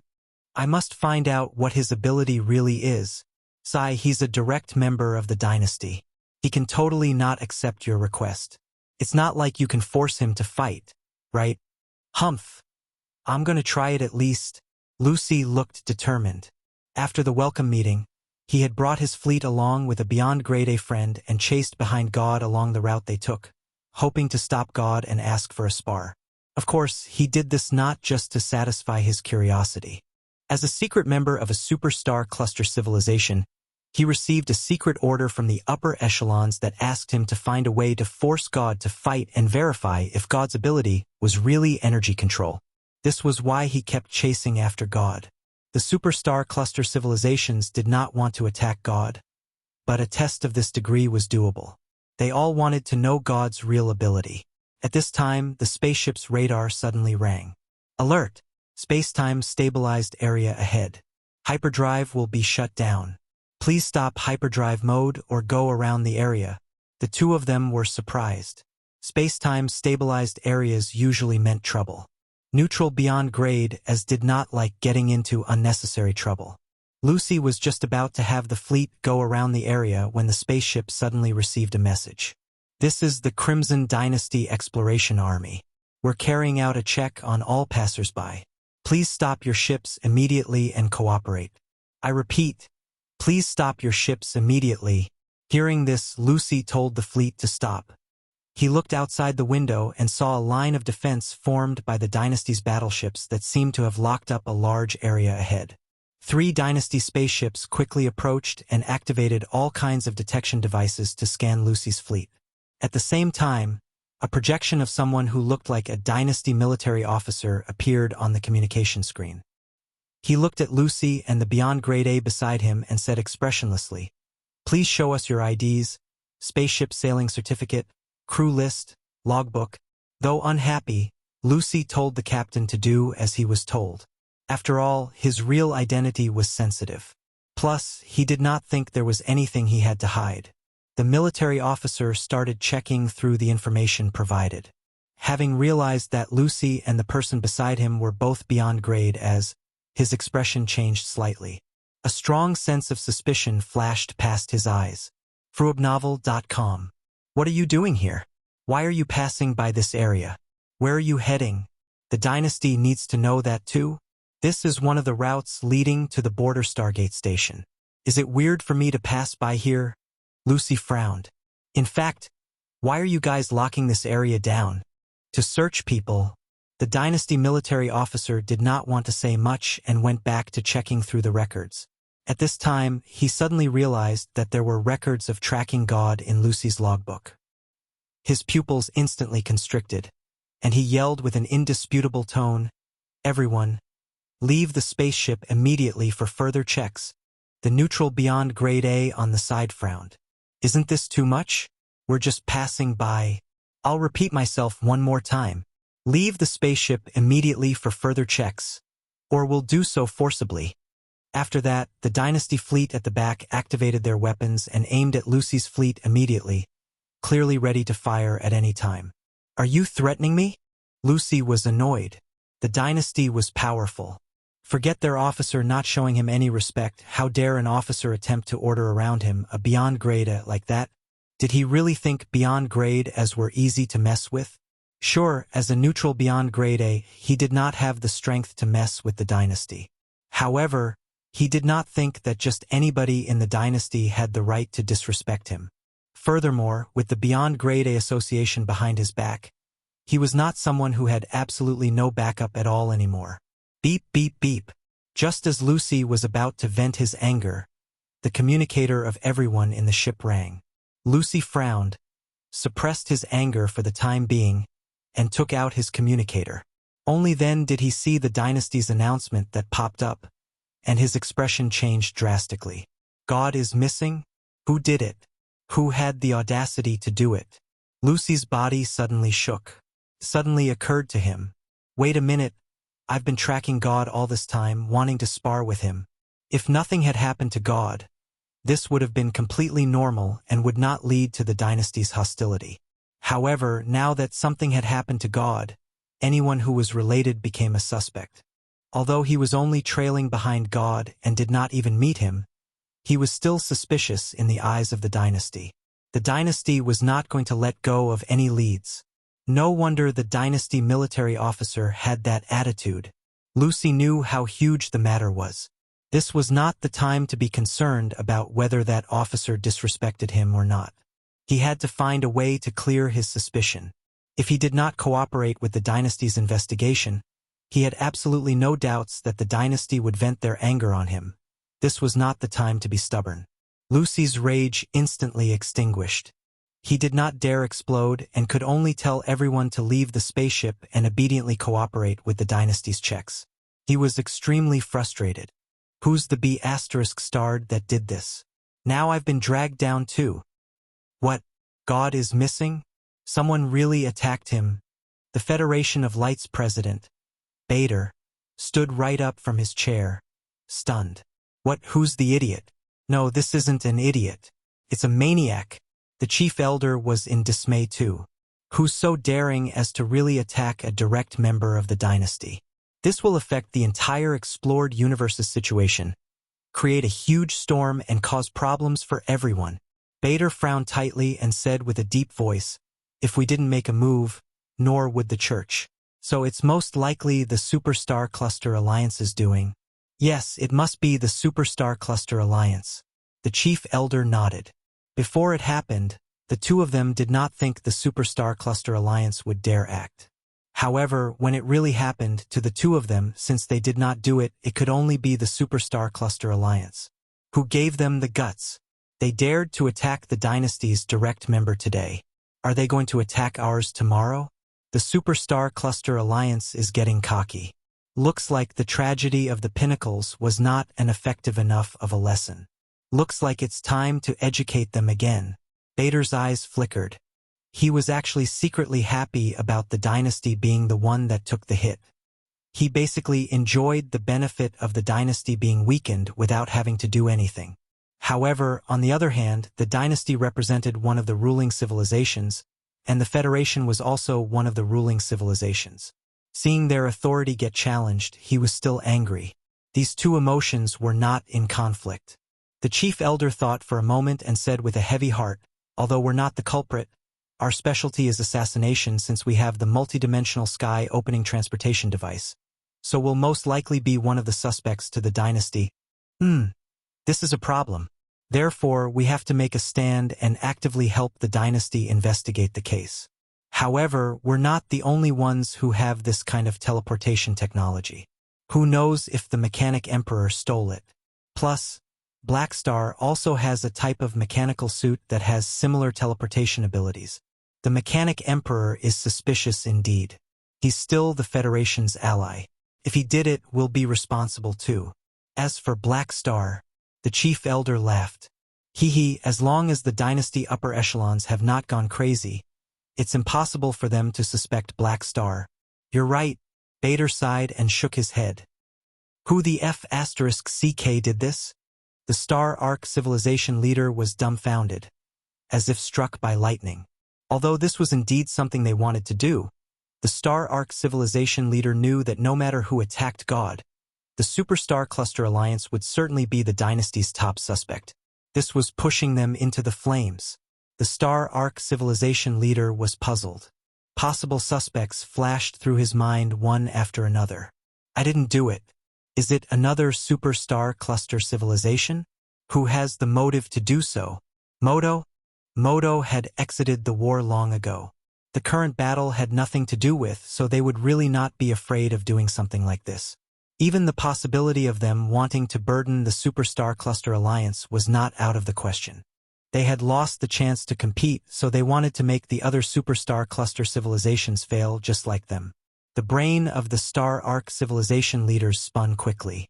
Was it the plan of the Federation and the Church, killing the dynasty's talent and framing them?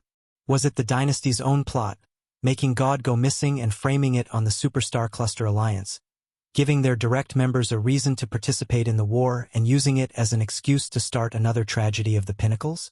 If not, how could it happen so suddenly, and how could God possibly not be able to resist? The Star Arc civilization felt as if he had seen through everything. This was a plot against the Superstar Cluster Alliance. The three universal civilizations wanted them dead. We're too passive. We must do something. We can't allow the three universal civilizations to make things up. The Star Arc civilization leader clenched his teeth. You want to frame us? We know how to do that too. We must find a scapegoat that'll shut the three universal civilizations up. Names quickly flashed through his mind, and suddenly, it stopped at one name. This person did not lack motive, had more than enough ability to do it, and was very suspicious. I choose you, Manison. In just a few days, the dynasty's announcement swept over all star fields like a storm, causing sensations in countless areas. Some thick and overconfident local terrorist organizations claimed to be responsible for it. Then, in less than a day, the dynasty's fleet arrived at their bases right away and wiped them all out, not leaving a single survivor. Everyone could feel that, this time, the Crimson Dynasty was really furious. Many organizations smelled that a storm was about to come. The Beyond Grade A Association held an emergency meeting to discuss how to deal with this matter too. In the large round-table conference room on Planet Finn, the remote projections of many Beyond Grade as gathered and discussed intensely. How could this happen? It's so sudden. It's only been a few days since we last saw God. And now he's... Sigh. It has to be someone in the association who did this. Who did it? Step forward. They were infuriated. Although God was a direct member of an advanced civilization, what happened to him impacted the others too. They glanced at God's empty seat from time to time, feeling sympathetic. The meeting was as noisy as a wet market. This time, Sun Hunter opened his mouth. His thunderous voice covered everyone else's voices. The others looked over and saw that he was staring at Manison with a suspicious expression. Mechanic Emperor? Tell us the truth. Did you do it? Nonsense. Have you people been brainwashed by Black Star? I'm the president. Why would I possibly take the lead to violate the rules? Manison's face twitched. He was frustrated. However, the others still stared at Manison and did not trust him. Han Xiao had never stopped damaging his reputation. He had planted the seed of doubt in everyone's heart long ago. Seeing this, veins popped up on Manison's forehead. He was extremely irritated. No matter how much he explained himself, he would not be able to clear the suspicion. The Beyond Grade as would still suspect him. And Black Star was the one who caused all of this. Manison glared at Han Xiao and almost wanted to fight him right here in front of everyone till he could vent all his anger out. This time, Claudia slowly stood up and said with a freezing tone and expressionless face, "No matter who here caused God to go missing, we will drag you out and make you understand the consequences of challenging the dynasty." As he was speaking, he glanced at Manison faintly. The three universal civilizations' direct members usually did not speak, but now they all made serious statements, expressing that they would catch the culprit no matter what. Many glanced at the mechanic emperor from time to time. Manason's expression became worse and worse. However, Sorokin was looking at Manason more and more gently. If not because this was not the right time, Sorokin would have given Manason a thumbs up and praised him. At this time, Han Xiao, who had not said much, cleared his throat, attracting everyone's attention. God joined the association before this happened. He's also one of our members and is protected by the association. Now that he's missing, this isn't just an act of provoking the dynasty but also the association's authority. It's our duty to find the culprit. This is the purpose of the association. Therefore, I propose that the association shall announce to the public that we'll be investigating this case thoroughly. All beyond grade as we'll be searching for leads together and releasing a kill order across the universe. After he said that, whether sincere or fake, everyone expressed their approval and agreement. The vice president is right. The association must not be excluded. Who dares target our member? Do they think we're all decorations? Han Xiao's proposal matched how the majority of people felt. Some were worried that if they did not make a stand, the dynasty would take revenge like the tragedy of the Pinnacles and threaten their lives.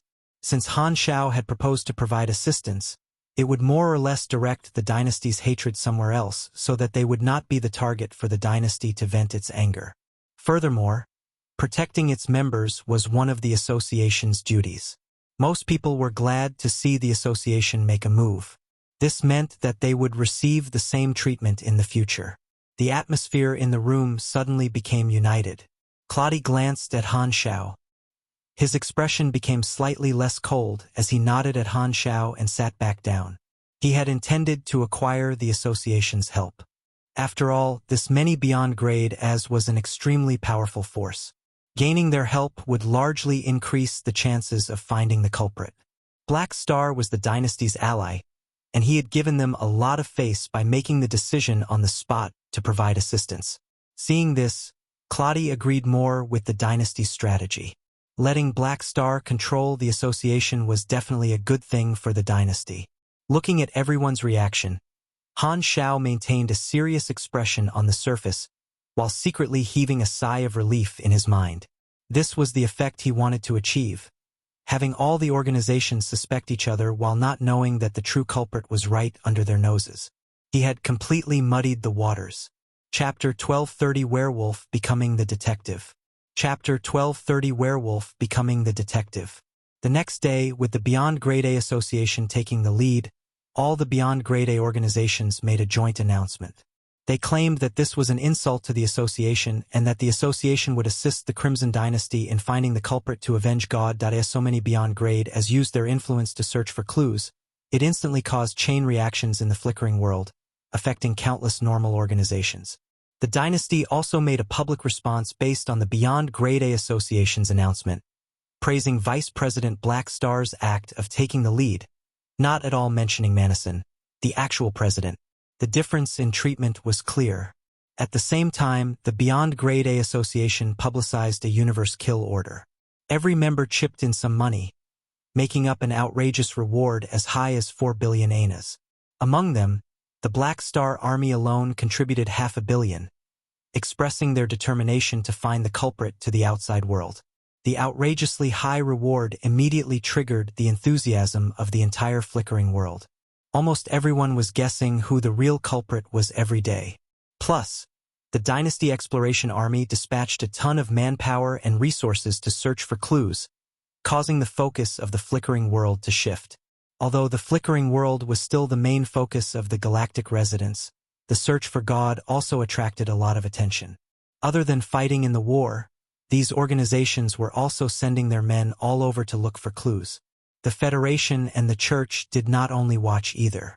They both made announcements stating that they felt just as provoked as the dynasty was and would be sending forces to assist the dynasty in their investigation. Organizations in the galaxy got questioned one after another. The dynasty collected all kinds of information related to the time surrounding the incident, but they had yet to find any clues. In the remote conference room of the Superstar Cluster Alliance, a meeting was being held. After this, there's no way the dynasty will put it behind them. They'll have to settle it no matter what. Never mind if they solve it, but if they end up not being able to solve it, they'll undoubtedly find a temporary culprit to take the blame, save the dynasty's reputation, and vent their anger. We're the best choice for the dynasty. The remote projections were all of the Superstar Cluster civilization leaders. Listening to the Star Arc civilization leader speak, everyone had a serious expression. At the start, they had doubted one of their own and asked if they did it as soon as they met, thinking this was the stupid act of one of their allies. However, after sharing their internal information, only then did they clear each other's doubts and unite on this matter. The Star Arc civilization leader brought up his opinion at the right timing, receiving agreement from many other leaders. Everyone knew that their situation was against them. Whether the dynasty could find the real culprit or not, the Superstar Cluster Alliance would still very likely take the blame. The three universal civilizations would definitely not mind using this opportunity to frame them for a crime they did not commit. The tragedy of the Pinnacles was a bloody lesson. No Superstar Cluster civilization wished for that to happen again, so they had no choice but to let the three universal civilizations take the moral high ground among the public and toy with them. Therefore, the Star Arc civilization leader spoke to their hearts. The others nodded. That's right. We can't sit and wait for our doom. We have to turn the situation around. Explaining ourselves won't work. It's best to find a clear culprit and announce it so that the three universal civilizations can't use this against us. Manison is a suitable target. Seeing this, the Star Arc civilization leader heaved a sigh of relief and smiled with satisfaction. He had brought this proposal up in the meeting because he wanted the help of the entire Superstar Cluster Alliance. They would only have a higher chance of making Manison take the blame if they worked together. The Star Arc civilization alone was not enough. Now, the entire Superstar Cluster Alliance had come to an agreement to frame Manison.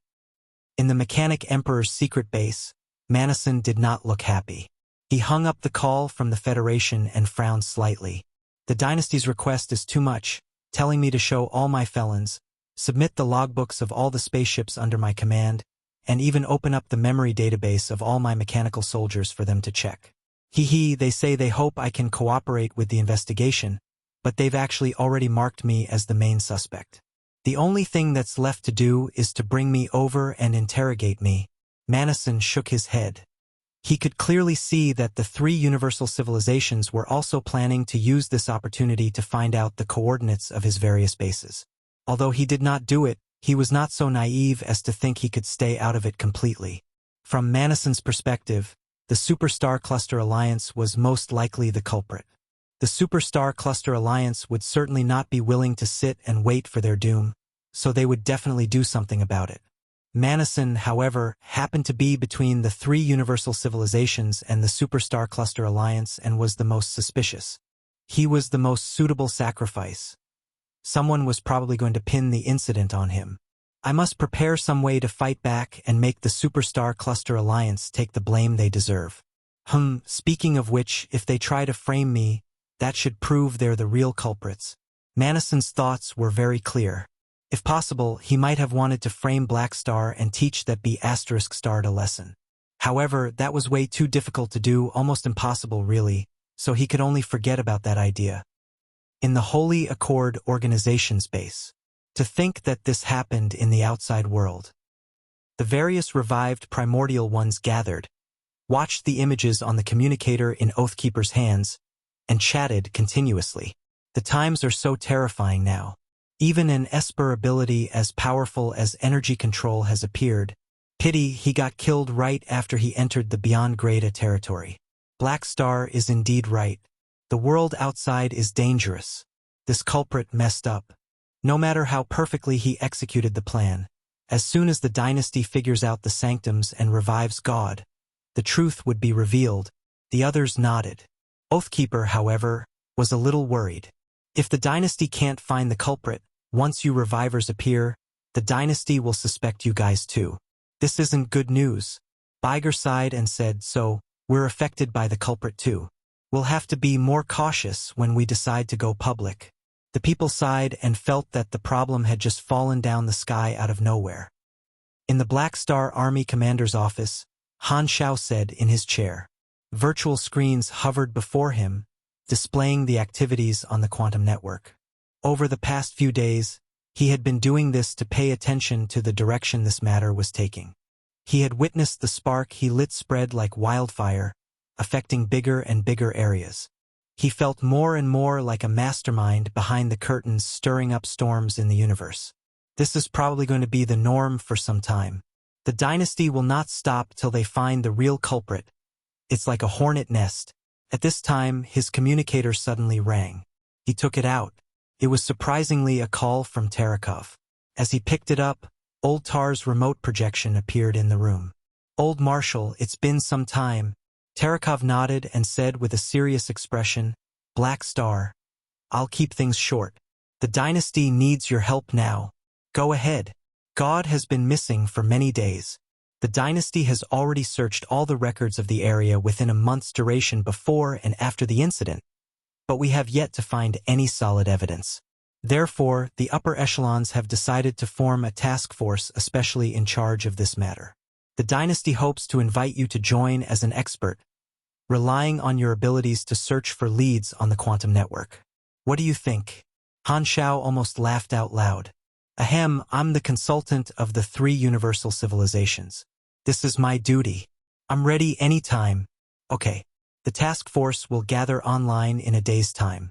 If you can find any clue, the dynasty will reward you generously. Tarakov did not waste any time. He pointed out a few more things and hung up the call right after. He had been busy as hell lately. He really had no time to stay for a chat.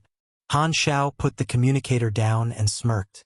As a werewolf, I successfully got others to believe I'm the seer and even got voted as the detective. By inviting him, the mastermind, to investigate this case, anyone could be captured but the real culprit. Furthermore, he would even join as an expert, meaning he had a lot of control over the direction of the investigation. With his capabilities, doing something without anyone noticing was too easy. This way, he had more targets he could frame. However, forging clues was still risky. Han Xiao planned to be cautious and see how the suspects reacted.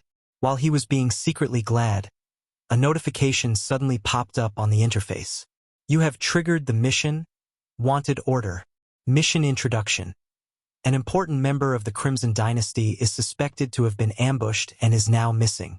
The dynasty trusts your capabilities and has asked you to join the investigation team. Mission requirements. Solve the case and capture the culprit. Reward depends on the mission rating. What the hell? Han Xiao's expression froze. He was stunned. The situation now was still within his control, but the interface gave him a surprise. Excuse me, I'm the one who did it. How can I still trigger this mission? How am I supposed to complete it? By capturing myself? We've reached the end of today's episode. Thank you for traversing the boundless landscapes of fantasy with us. If today's story has sparked joy within you, please remember to hit the like button, share our journey with others, and subscribe to Lord of the Stories for an ever-expanding collection of mystical escapades. Until we meet again to turn the page to a new adventure, hold the tales dear in your heart and let the embers of magic warmly glow in your spirit. Farewell, intrepid explorers of the narrative unknown.